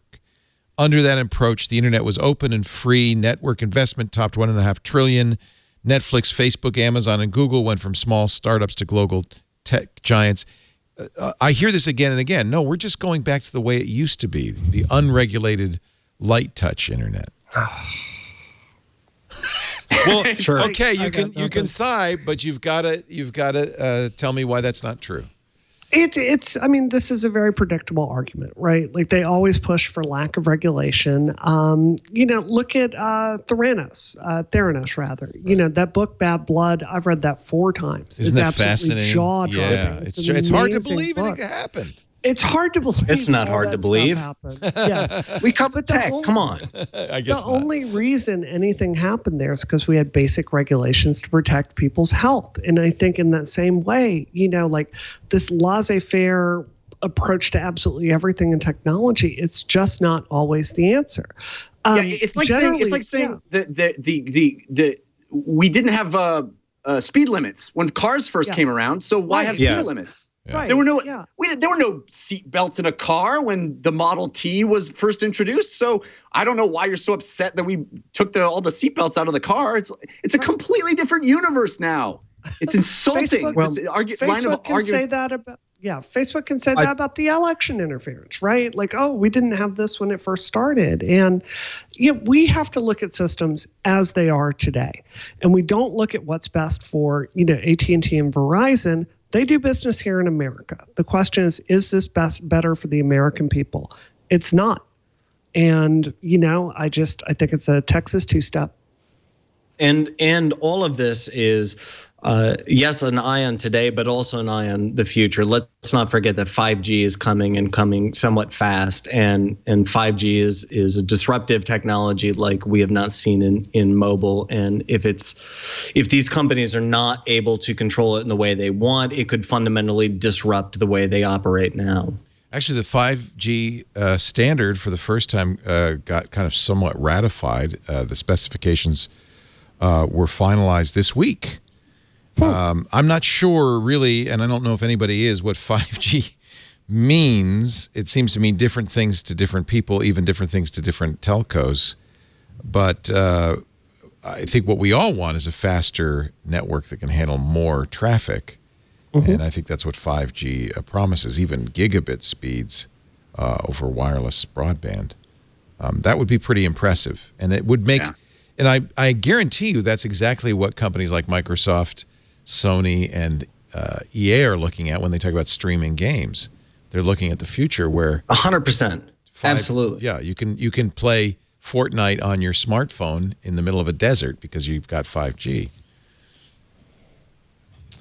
I'm ready for that future. I am too. Yeah. I am too. Actually, in the middle of the desert might be dovetail with the arguments you guys just made a moment ago, which is ruralification. Although people who live in rural areas don't have the same voice that us in urban areas do, 5G could change that. Well, and that's why I'm wondering, I mean, maybe Pi is saying, look, we got these new technologies, and now he is in fact saying we've got these new technologies coming along. We want people to invest in these. And we see 5G coming, and we don't feel like if we regulate the hell out of these ISPs, they're gonna be incented to develop things like 5G. Except they are, obviously, because they'll make money. Yes. Yep. Right. It's just well, a question as long as of they how still much. have competition, they will. I mean, on the way we're going, they won't. So, in fact, that's it was a green light. The judge's decision was a green light for Comcast to bid against Disney. They're both bidding for 21st Century Fox, not Fox News, but regional Fox Sports. I don't know. Sky, I think, is part of it. And the other thing that's interesting is Hulu. It would give Comcast a 60% controlling interest in Hulu. And that you might say, well, that really is these companies saying, okay, we've got to recognize that the future is upon us, and we need to be, if we're going to succeed, we can't succeed. Comcast can't succeed as a dumb pipe company. We've got to have some content to sell as well. Yeah, content is king. Right. And controlling content and the ability to create new content based on owned IP is, I think, where everybody realizes their bread is buttered. So, yeah, it'll be interesting to see how this bidding war shakes out. Yeah, Disney bid $52.4 billion. Now it's their turn to counter if they want, or to give up and let Comcast get it. It includes 21st Century Fox movie studios, the National Geographic and FX channels, Star TV, Stakes and Sky, and Hulu, and as well as the regional sports networks. But Comcast already owns NBC Universal, which is, a movie company, and NBC and MSNBC. It's interesting that two of the three big news, well, actually, really, all three big news channels are owned by these massive corporations. Comcast owns MSNBC, AT&T now owns CNN, and Fox is Fox. Yeah, it'll be interesting to see how much those channels actually are worth, in the next 5, 10, 15 years. Do you think they're going to be disintermediated, to use your word? Yeah. Your word. My word, which you used. I learned about watching you. But yeah, I think that's clearly the trend. And maybe those channels are less channels and more branding. Like, what you're getting when you watch an MSNBC or a CNN or HGTV, for example. It's not so much the channel as it is a brand that now is valuable. One of Judge Leon's points, which is a little bizarre, was now AT&T can take pieces of CNN, chop it up, and put it on your phone. Won't that be great? I think that's called Twitter. I think it's already happened. But okay, Judge, welcome to the 21st century. I certainly can't speak for executives, but that is a huge component of our strategy at CBS News. If you go to cbsnews.com/live, OTT is this is 24/7, always on, and OTT is the strategy. It is the brand and the top. That's OTT coming to and consumers IoT. without going over cable or broadcast. Yeah, I'm sure that there's a cable presence. I don't know anything about it, but I know that the live stream, which is a 24/7 live news channel, they care far more about the streaming than a channel that you would select in the old days. There are. This is another New York story. I don't know if your wife is involved in this, but New York is threatening to revoke Charter's purchase of Time Warner Cable because they made promises, including network construction, that they never completed. And the New York State Public Service Commission ordered Charter to pay $2 million in fines and finish that gosh darn network construction. It really does show you they don't care. They make promises. They don't care. They don't care. Also shocking. Shocking. Yep. Shocking. Yeah, I don't know. Not a lot of love lost from me for Comcast or AT&T or Verizon or any of these companies. They don't really seem to care that much about consumers. And Comcast, for instance, used a throttling system. Remember when they said, bandwidth hogs? Remember those bandwidth hogs? Yeah. After 2008, they turned on a bandwidth throttling system to block BitTorrent. They just disabled it. And John Brodkin on Ars Technica says it just proves that the data cap is just a money grab, that there's no network congestion issue.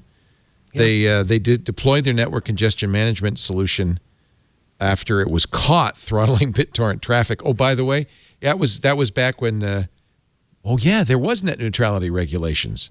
Comcast was throttling BitTorrent, and the FCC said you can't. Oh, okay. That free and open internet. News of Comcast disabling it came in a company announcement on Monday. Monday was a bad day for the internet. When Ars Technica asked Comcast why it still imposes data caps now that it has no need for a congestion management system, they offered this statement: "Our network and consumer devices have evolved to a point that our old system is no longer necessary. It's been inactive for more than a year. Well over 99% of our internet customers are using more modern gateways and modems, so we don't have congestion on individual channels. It's not a problem." It fixed itself. It fixed itself. Yeah. Oh. Yeah. I hope, by the way, that Monday was a bad day for the internet is the title of this episode. Because it is kind of an evergreen tweet. Yeah. Every Monday. Yeah. Bad day for the internet. How does your router even affect what you're downloading? That doesn't even make sense if I'm downloading tons of data. In their defense, I think Comcast does have, because of DOCSIS 3, more capability to manage the network at the cable modem. Okay. So I think that maybe. But you know what thing Comcast has never done? And I've gotten hit by 3 months in a row going over your data cap, they start charging you $10 a gigabyte. No, I can't remember what the price is. $10, a terabyte. It can't be that. Must be more than that. Anyway, they don't tell you how they measure it. My measurements never match their measurements, but that doesn't matter. The only thing that matters is their measurement. So there's no appeal as far as I can tell. So I just bought a second Comcast cable modem, and I just got more Comcast. What else are you going to do? Yeah, what else are you going to do? It looks like that the pressure is going to be on the content creators like Google, like Netflix, to become ISPs. And that wouldn't be a bad outcome. That would encourage competition. I'm a little disappointed, frankly, that Google gave up on its ambitions at fiber. Yeah. Yeah. Didn't they restart that or something? I don't think so. I don't know.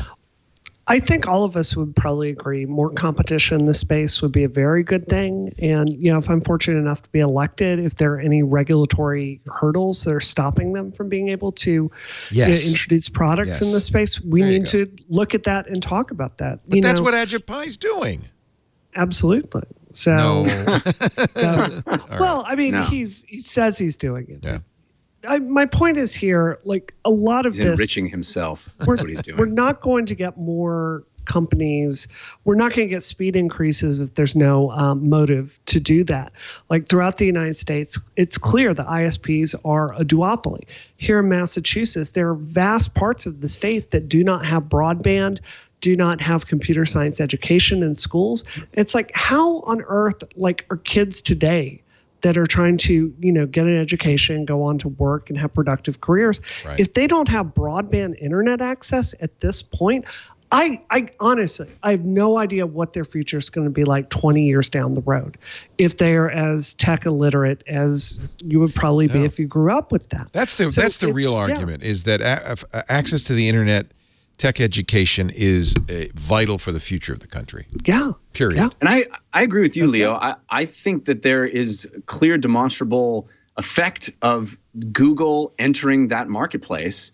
And it really is a shame that they seem to have abandoned that plan because it seemed like it worked. Without competition, Austin, where was it? I forgot. Kansas City. You wouldn't see the other companies stepping up and offering gigabit internet. I remember when I think it was Time Warner's CEO said, nobody wants gigabit internet.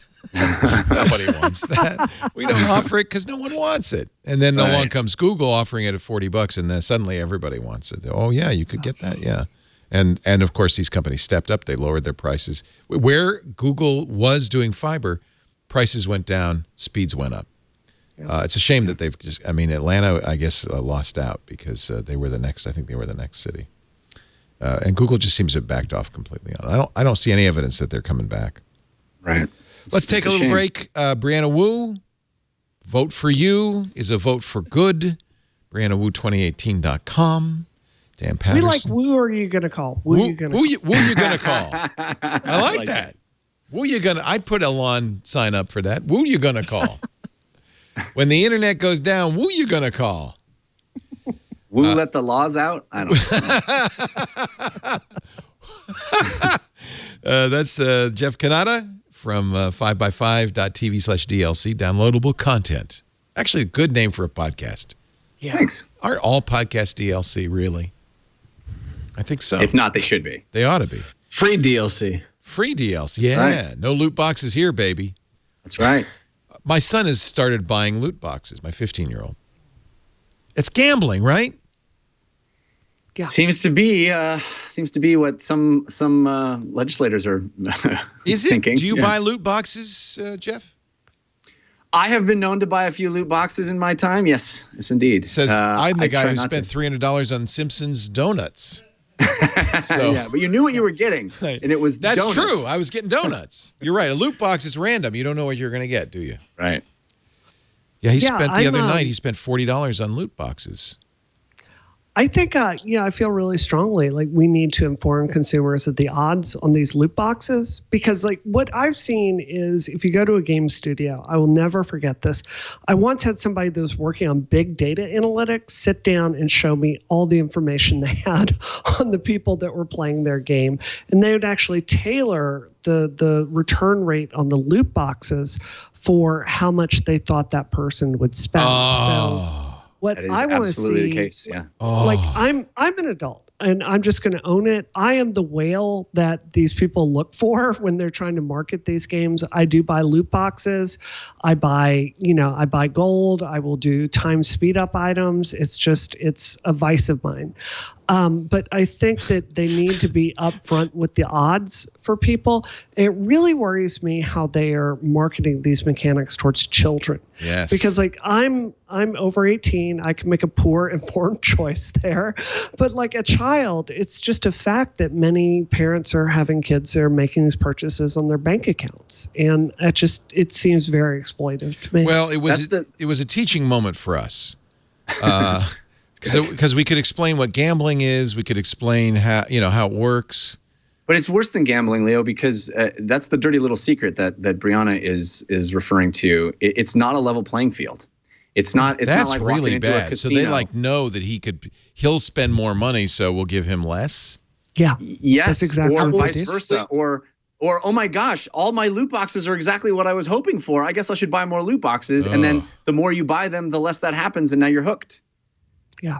Wow. I'm trying to see what game he's spending. It's probably Overwatch, but that's what. Overwatch And again, is I'm not- cosmetic DLC. Yeah. Yeah, I it's don't want to cosmetic. accuse any Blizzard. I'm not accusing any specific game company or any specific game of doing that. I just know that that's rampant in the industry. Yeah. It is. Wow. So they're fungible loot boxes. All right. Well, we're learning something here today. Jeff Kanata is also here. I said Jeff Kanata. Dan Patterson, I didn't say, from CBS Interactive, senior writer at Tech Republic. We had a good week this week. Do you want to see a little video we made? We made a fun little video of some of the things that happened this week on Twit. Previously on Twit. And if they let you download Chrome, that's game over. Game over then. Like, whoa. Hey. I feel like it's already game over. Oh, kitty. Triangulation. Don McCaskill is our guest. He is the CEO of SmugMug. SmugMug news got very interesting. You announced you were buying Flickr. SmugMug is relatively large size. We have billions of photos, but it's dwarfed by Flickr. Yeah. That's really exciting for me. Not only is the opportunity exciting, but the challenge is exciting. I get fired up by challenges. This week in Enterprise Tech. Well, folks, it's Padre's last show. This has actually been the longest assignment I've ever had as a Jesuit. Most of my assignments are 2 to 3 years.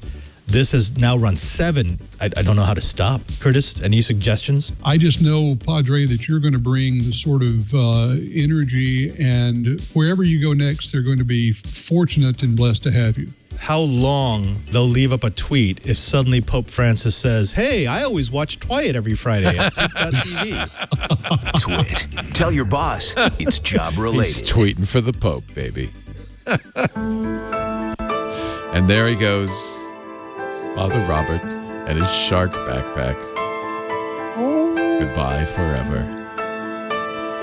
How many priests have shark backpacks? It's a pretty small Venn diagram, I guess. It's a very backpack. It's not actually his backpack. It's not his backpack? Whose is it? It's Kevin. Kevin really likes sharks. Oh, Kevin's backpack. So he was stealing the backpack? He was stealing. He thought it was a loot crate. He didn't know. He Father Robert will continue to do Know How through, I think, the end of August, and I think he's going to come back one more time. We can't really get rid of him. We keep trying. Oh. But he'll come back one more time in August. And then right now he's in Oregon for his tertianship, and then he goes to Rome. Wow. To literally work in the technical office at the Vatican. Wow. Tough life. He's building a podcast studio in the Vatican. A really nice one. That's awesome. He really it's got is. like I've met gold leafing.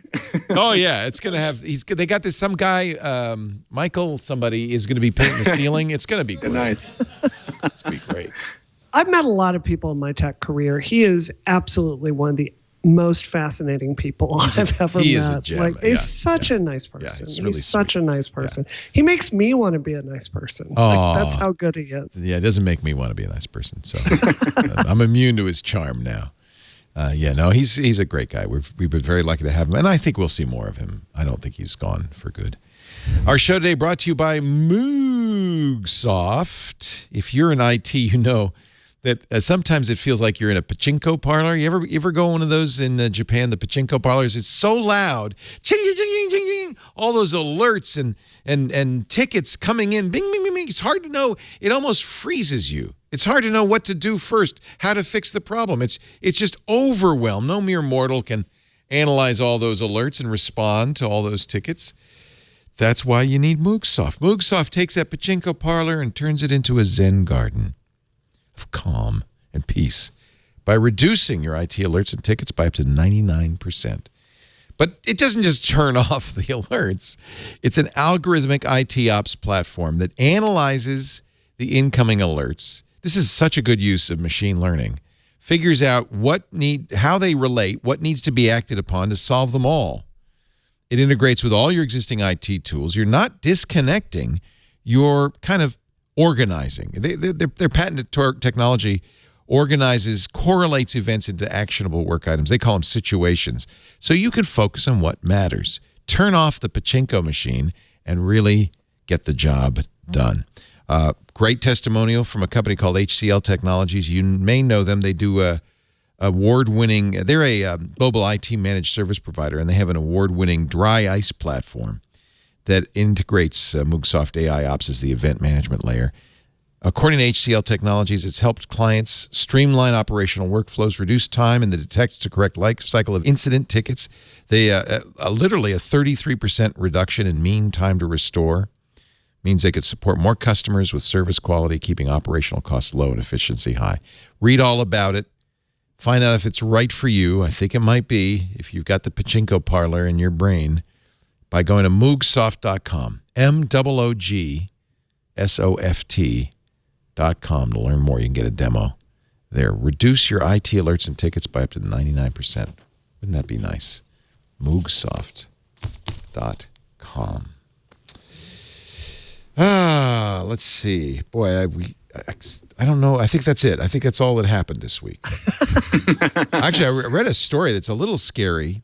It was on the front page of TechMeme this week about a Chinese company that has managed to. They're a logistics company. I think they're kind of like a JD. What is it called? JD something. They're like an Amazon, a smaller Amazon. They've reduced the size of their workforce to 4 people while sending out something like 200,000 orders a day. Wow. Automation. I think this is what's coming. Now, this is in China, and as we know, the president is very interested in making China great again. So I'm sure he has a plan. Their Shanghai fulfillment center ships 200,000 orders a day with 4 humans. And by the way, the humans aren't doing any shipping. They're just there to service the robots. Wow. JD says its objective is not to eliminate workers, but to get faster and more reliable, and then eliminate workers. No, they say they're going to shift warehouse people to other jobs. But really, come on. Not our goal. It's just a fun byproduct. It's just a fun byproduct. Right. It's just a fun byproduct. I was talking to a woman yesterday that had a job at an Amazon distribution center right here in my district, and it, just as a matter of like being dangerous and like having the capacity to hurt people, like you're essentially running all over a football field-sized warehouse all day long. I am amenable to the idea that, there are some jobs that maybe robots would be better off doing.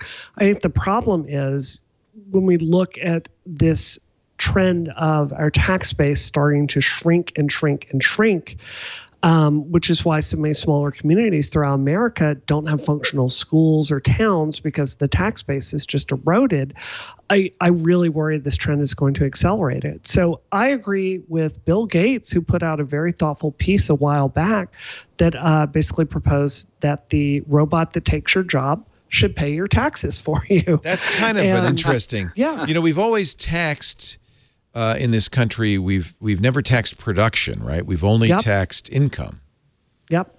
So taxing production, I guess that's what a VAT tax really is all about in a way, right? Because value-added taxes in Europe and other countries, in fact, I think we're one of the few developed nations that doesn't have a value-added tax, basically follow the production of the good, and the tax is applied at each stage in production until it gets to the consumer, so that you're in effect taxing production. That's, I think, what Bill Gates really is talking about. And maybe he's secretly saying what we need is a VAT tax. Jeff Bezos is the richest man in the world. He's already $40 billion richer this year.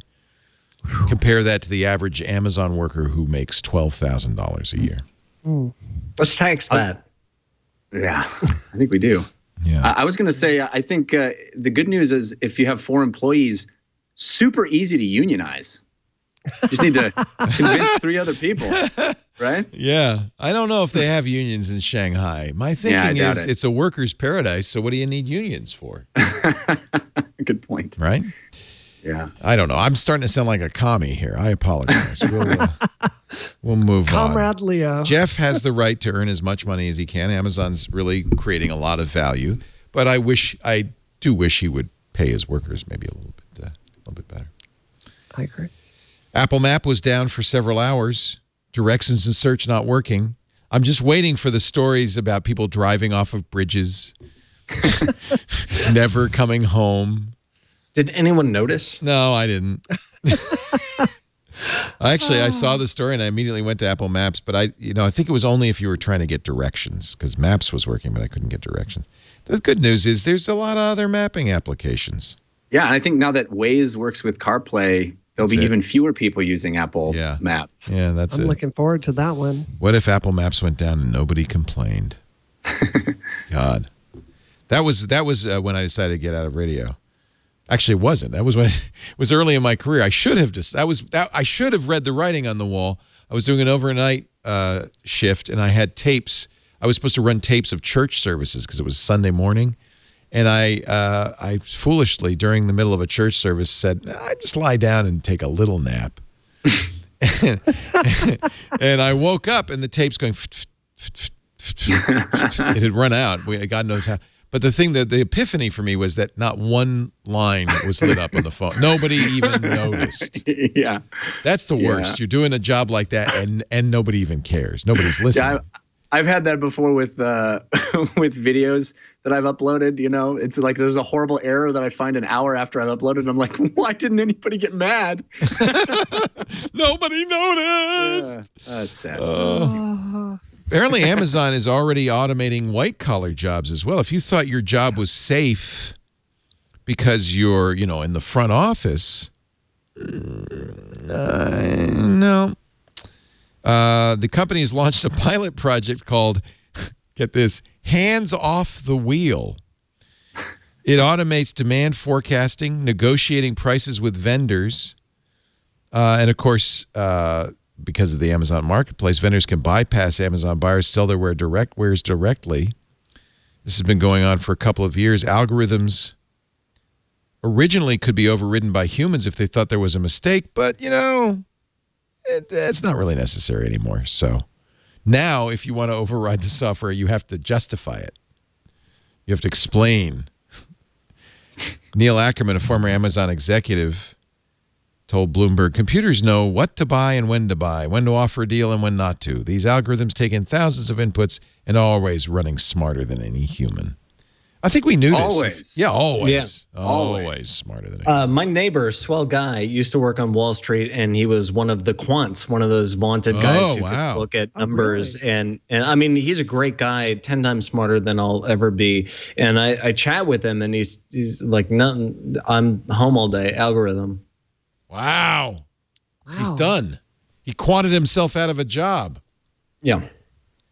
And that's what we're going to get to, right? Is a Wall Streetification of everything, where that's the price that was negotiated. We don't know why. Right.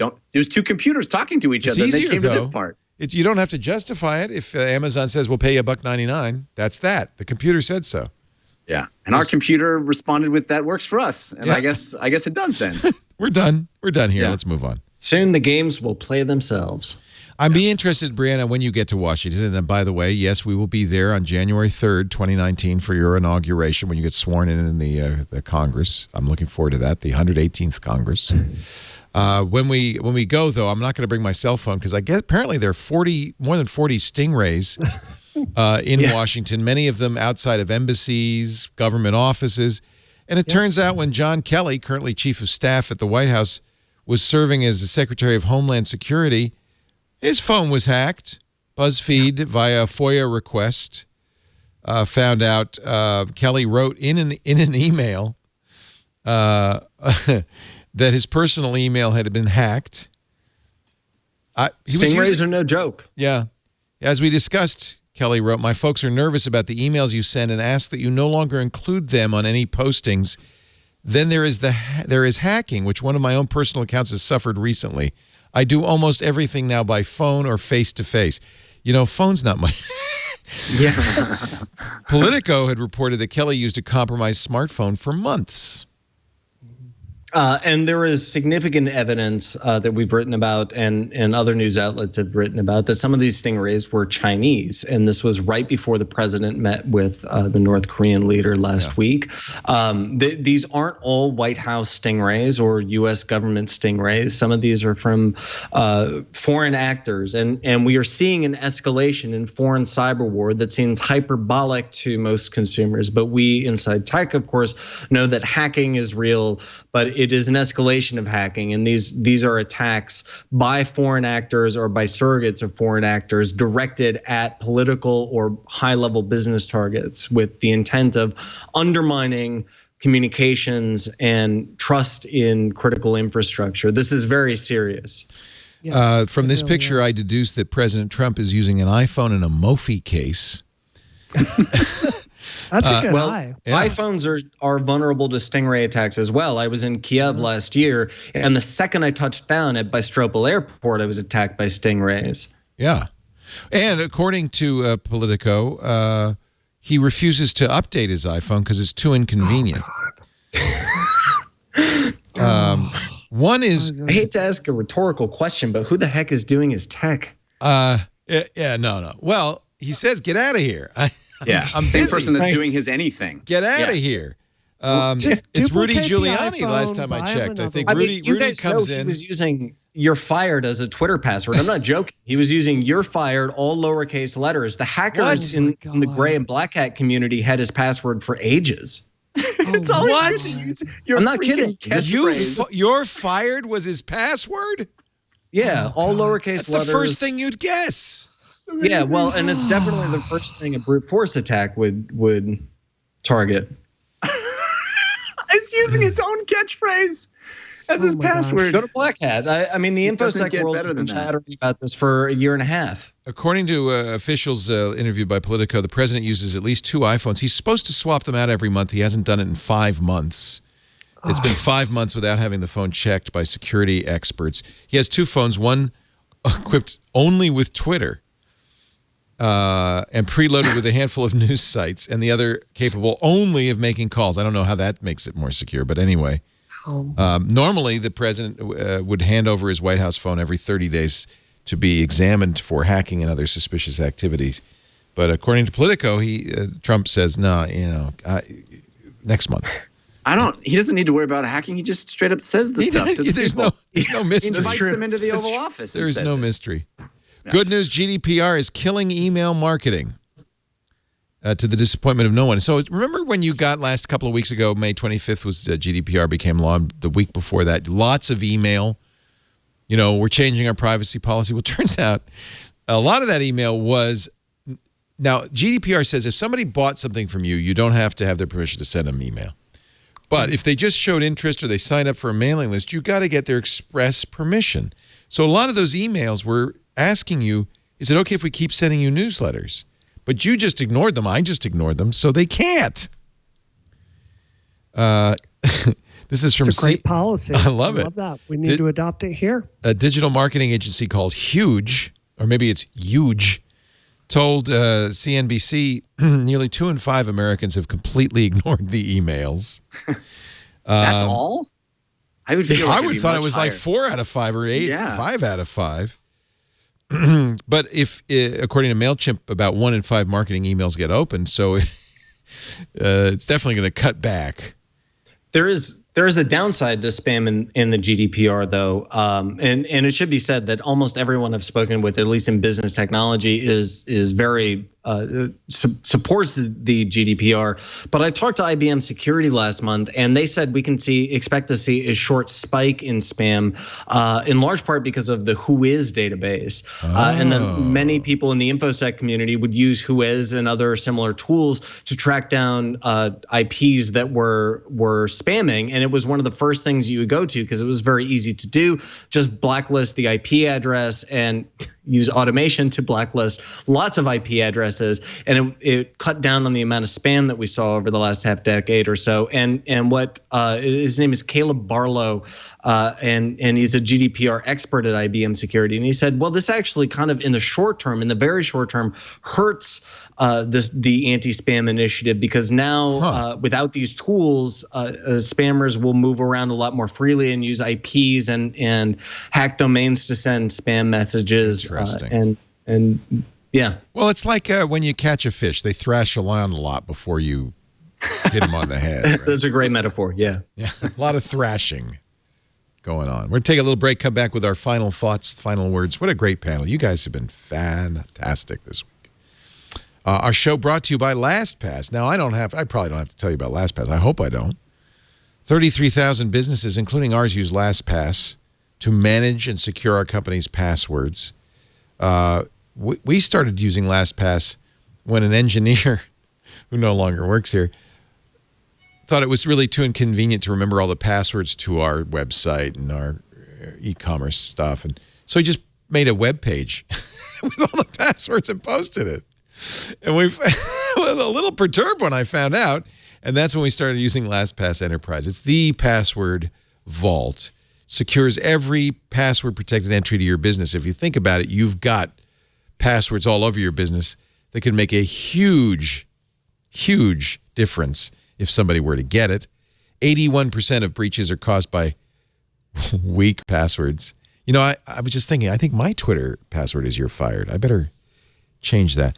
LastPass protects every password in your business without slowing down your employees. From easy onboarding to password autofill to automated security reports, LastPass makes it easy for businesses to take control of passwords and reduce the threat of breach. We have had no problems since we started using it. We require two-factor, which is a big feature of LastPass Enterprise. I really like that. Every employee gets their own secure vault for managing passwords. You have complete control over not only the master passwords, but access to specific devices and location. You can enable password resets. Password sharing is great because you can completely control who has rights to which password. Keeps our data secure. And, of course, everything at LastPass is encrypted with AES 256-bit encryption. Prevents man-in-the-middle attacks. There's a LastPass for everybody. LastPass Premium for personal use. We use LastPass Families at home, and I have for years. LastPass Teams if you're a smaller business for 50 or less, or LastPass Enterprise, which is what we use.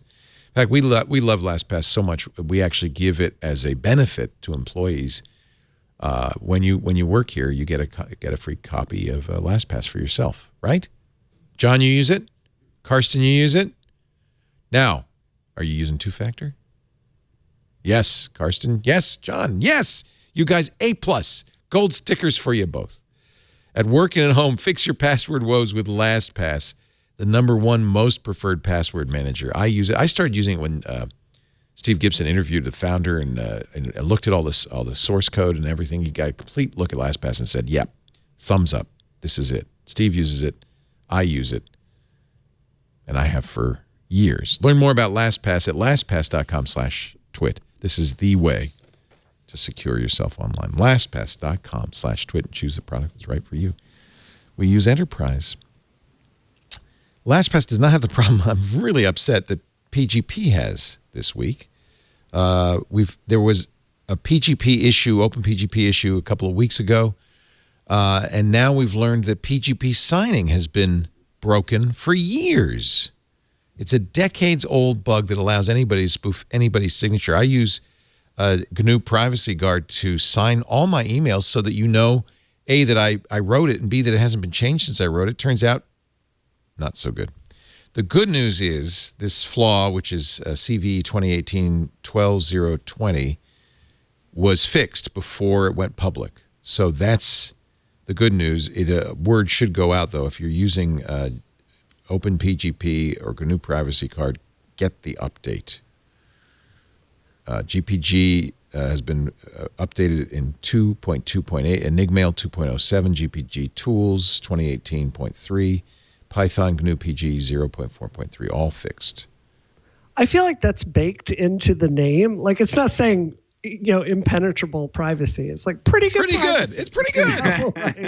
We're trying to get Phil Zimmerman for triangulation. Did we get him yet? Next week. On Friday. Am I doing the interview? Yes, 9 a.m.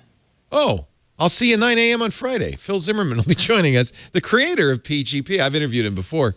And I think he's got something new he's up to. But honestly, despite these flaws, it is still the right way, I think, to encrypt email. And I use. Jan, did you teach? You were teaching journalists how to work securely and safely in in 2014. Areas. I was in Cairo, and we brought a bunch of guys from Sudan who we taught to use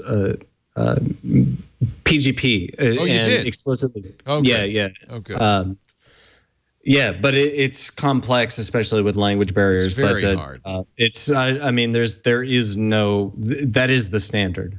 Yeah, and I wish there were an easier, simpler way, and I wish we'd all could use it, but there really isn't. So what was your success rate? Did people figure it out? Were you able to show them? Well, these were individuals who were from Sudan, and the education level was quite varied. One I wrote a story about who was a migrant who was stuck in Sudan, and he had to sell a kidney or make bombs for ISIS. So their situation was not great. But what they did do is understand the fundamental concepts of privacy and privacy of thought, privacy of communication, and why that enhances not just democracy, because we weren't there to teach democracy, but why that enhances their agency and ability to be humans. And if you live in a repressed society, or if you live in any society, when we cannot think and form thoughts privately, when we cannot communicate privately, it suppresses our own ability to act within our society and be change agents. Yeah, and I honor your attempt to spread the word on that. I think that was really a good thing to do. And these people whose lives are at risk. Yeah, really do need to do the best they can to learn this stuff.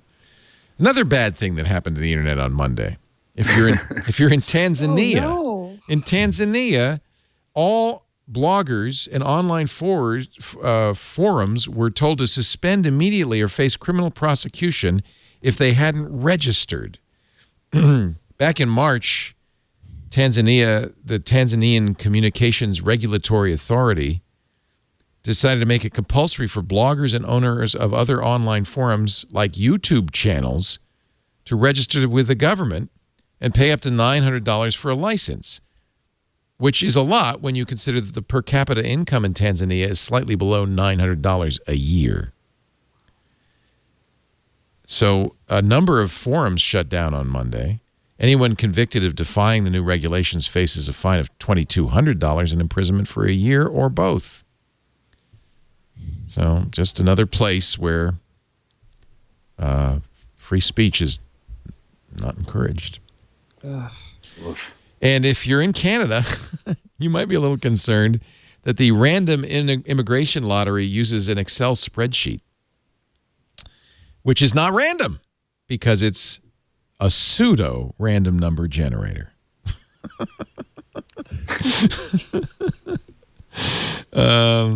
I think this is an example, again, Brianna Wu, of how you can explain to Congress what pseudo means. We'll bring a whole presentation, Yeah. between pseudo-random and true random numbers. Actually, Excel isn't even really good at pseudo-random. In fact, at times it's been so bad that programmers could reverse engineer the results. A team of cryptographers at the University of Haifa were able to predict the numbers Excel would generate by determining the initial values it's working with. You could reverse engineer it. So probably not the best thing for an immigration lottery. No, it's not. Yeah. We can get you a good random number generator. Father Robert will build you one. That'll be great. Yeah. Oh, and here's some, you know what? People really bash the president, but I think he's got things right. Trump has ordered the government to stop work on the Y2K bug. What? No, we're all doomed. We'll perish. Apparently, somehow this. Oh, I'm not a Bloomberg Professional Service subscriber, but I read the story before my subscription ran out. Apparently, this was still encoded in law that when an agency filed a report, they had to explain what their Y2K mitigation strategies were. However, federal workers probably should be worried about 2038 when the Unix time bomb will explode. So maybe we can get a new law. We could be working on that. Let's keep Brianna in Congress through 2038. I will get right to work on that. I would pay real money to have. It hurts me to say this, but I do think Trump has actually done some good things when it comes to information security. He has really pushed towards moving more government databases onto the cloud. Now, it's a mixed bag. Is it Trump or Jared? Maybe that's Jared. This is continuity of policy. It's the Trump administration. Yeah. This is the one good thing I could say about that. And, moving things to the cloud, it does give it's like one central location where it can be attacked. But sometimes a little more if you modern. Look at these systems, definitely. Yeah. There's not really any government agency that is responsible for code auditing and making sure that systems are secure for many areas of the federal government. So I think that's been a step forward. And I think you said it's continuity of policy, Dan. I think that's these accurate as well. Policies. Yeah. So having said that, guys, you guys are fantastic. I love you all. I got to scram. It's 5 o'clock. It's the witching hour. Yes. Okay, I was going to talk about Elizabeth Holmes. I am here for this. Okay. I am here for Bye, this. Dan. Thank you so much. I appreciate it. Thank you, guys. Take care. Oh my goodness. Elizabeth Holmes, Theranos, of course, we mentioned it briefly earlier. We had a great triangulation interview with the Wall Street Journal reporter John Carreyrou. Was that last Friday? Yes. With Megan Maroney about his really good reporting that he did. Really blowing the lid off the Theranos scam. I think we can safely say that was a scam, scammed a lot of money out of investors, but more importantly, maybe out of the U.S. military, out of independent, drugstores. There's some serious fraud that went on, and now criminal charges have been filed against Elizabeth Holmes, the founder and CEO, and her number 2 executive, Sunny Balwani. Yeah. So, I have to say, it's not our job to determine who is innocent or guilty. That is up for a jury to decide. But I can think of almost no one in America that needs to go in front of a jury and answer for some of these allegations as much as Elizabeth Holmes. I mean, it's stunning. Everything from running blood tests and having no quality control, lying to Safeway, lying to drugstores, lying to the United States military, marketing a glue robot as a blood test device. Yeah. I mean, all this stuff. If you read the book, it's just jaw-dropping, page after page. Like, you cannot believe it. And I don't understand what her end game was. Like, what was her plan? Like, this is just kicking the can down the road. What did she think was going to happen? I think she believed she could keep putting off regulators looking at the science until she actually had a product that worked. And I think she just came to believe all the things she was selling to people. I think it's something for a psychologist to diagnose, not me, but it's I will say the allegations in the book Bad Blood were beyond concerning. And there were a lot of individuals who got blood tests were just, plain old wrong.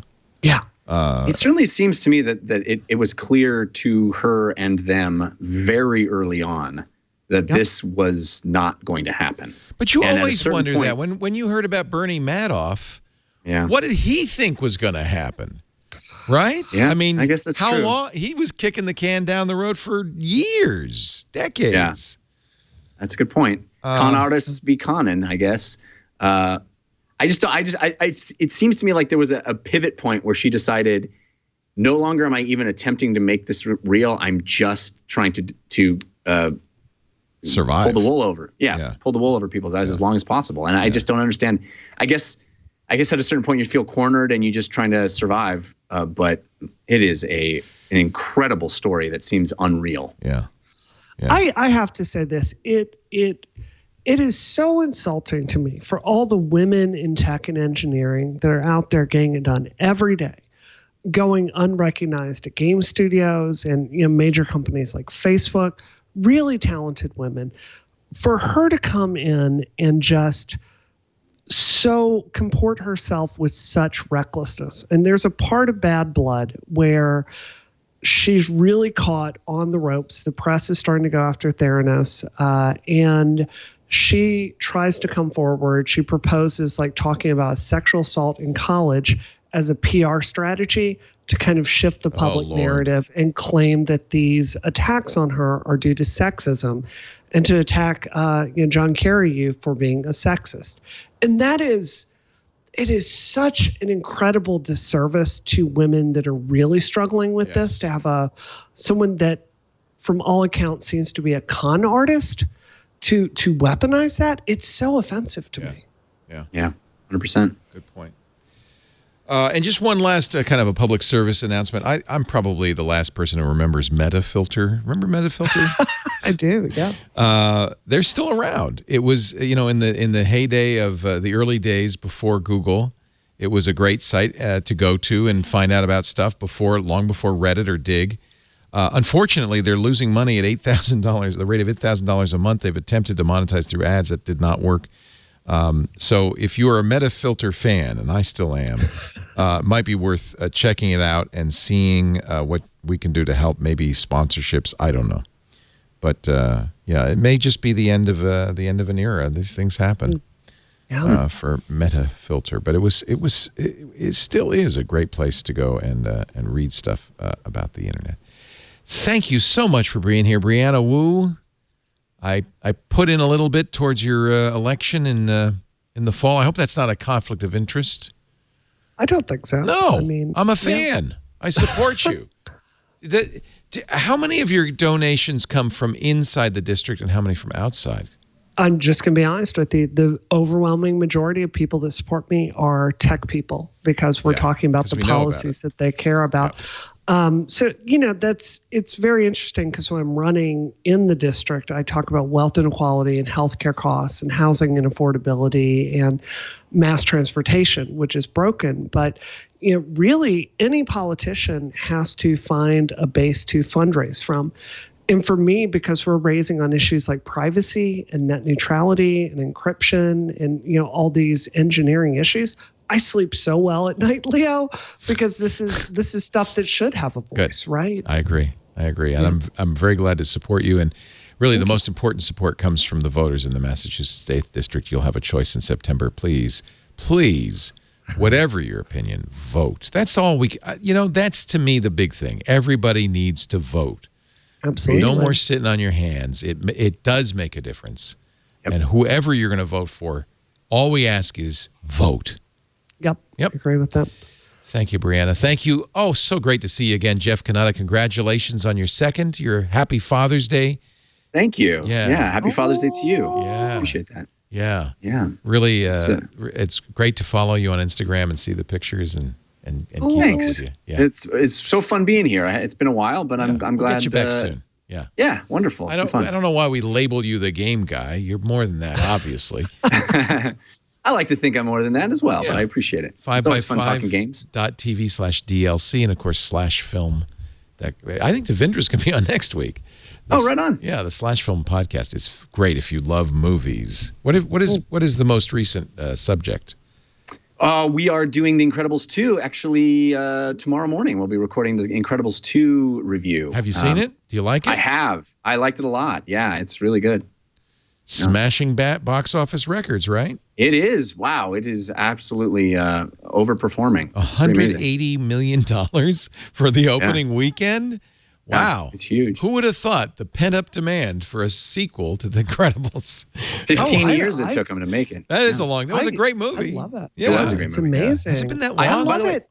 Wow. Yeah. Highly recommend people rewatch the first one if they're planning to see the second one, because I'm so glad I did. I rewatched the first one right before seeing it, and it picks up right where the first one leaves off, which is pretty neat. What do you think the big summer movie will be? Is this it? I think it's already Solo? Infinity War. Oh, Infinity War. Yeah. Yeah. Solo kind of underperformed Deadpool 2 did pretty well, didn't it? Yeah. Huh. Yeah, Deadpool 2 is doing very well. Yeah. I guess we still have Jurassic World coming out next week. Oh, yeah. Well, summer is almost here. It arrives Thursday. I hope everybody has a wonderful last few days of spring, and we will see you next summer. Thank you very much for joining us. We do Twit every Sunday afternoon, 3 p.m. Pacific, 6 p.m. Eastern, 2200 UTC. We'd love to have you come by if you're in the Petaluma area, Northern California, up in the wine country of Sonoma County. Just email tickets at twit.tv, and we'll put a chair out for you. You can also watch on the live stream, twit.tv/live. And if you do that, please join us in the chat room at irc.twit.tv. It would be great to have you in there. But no need to watch live if you don't want to. We'll adhere to your schedule. Just download the on-demand version, audio or video. Everything we do is available at twit.tv, or find your favorite podcast app and subscribe. That way you'll get it automatically every week. Thanks for being here. We'll see you next time. Another Twit is in the can. Doing the Twit.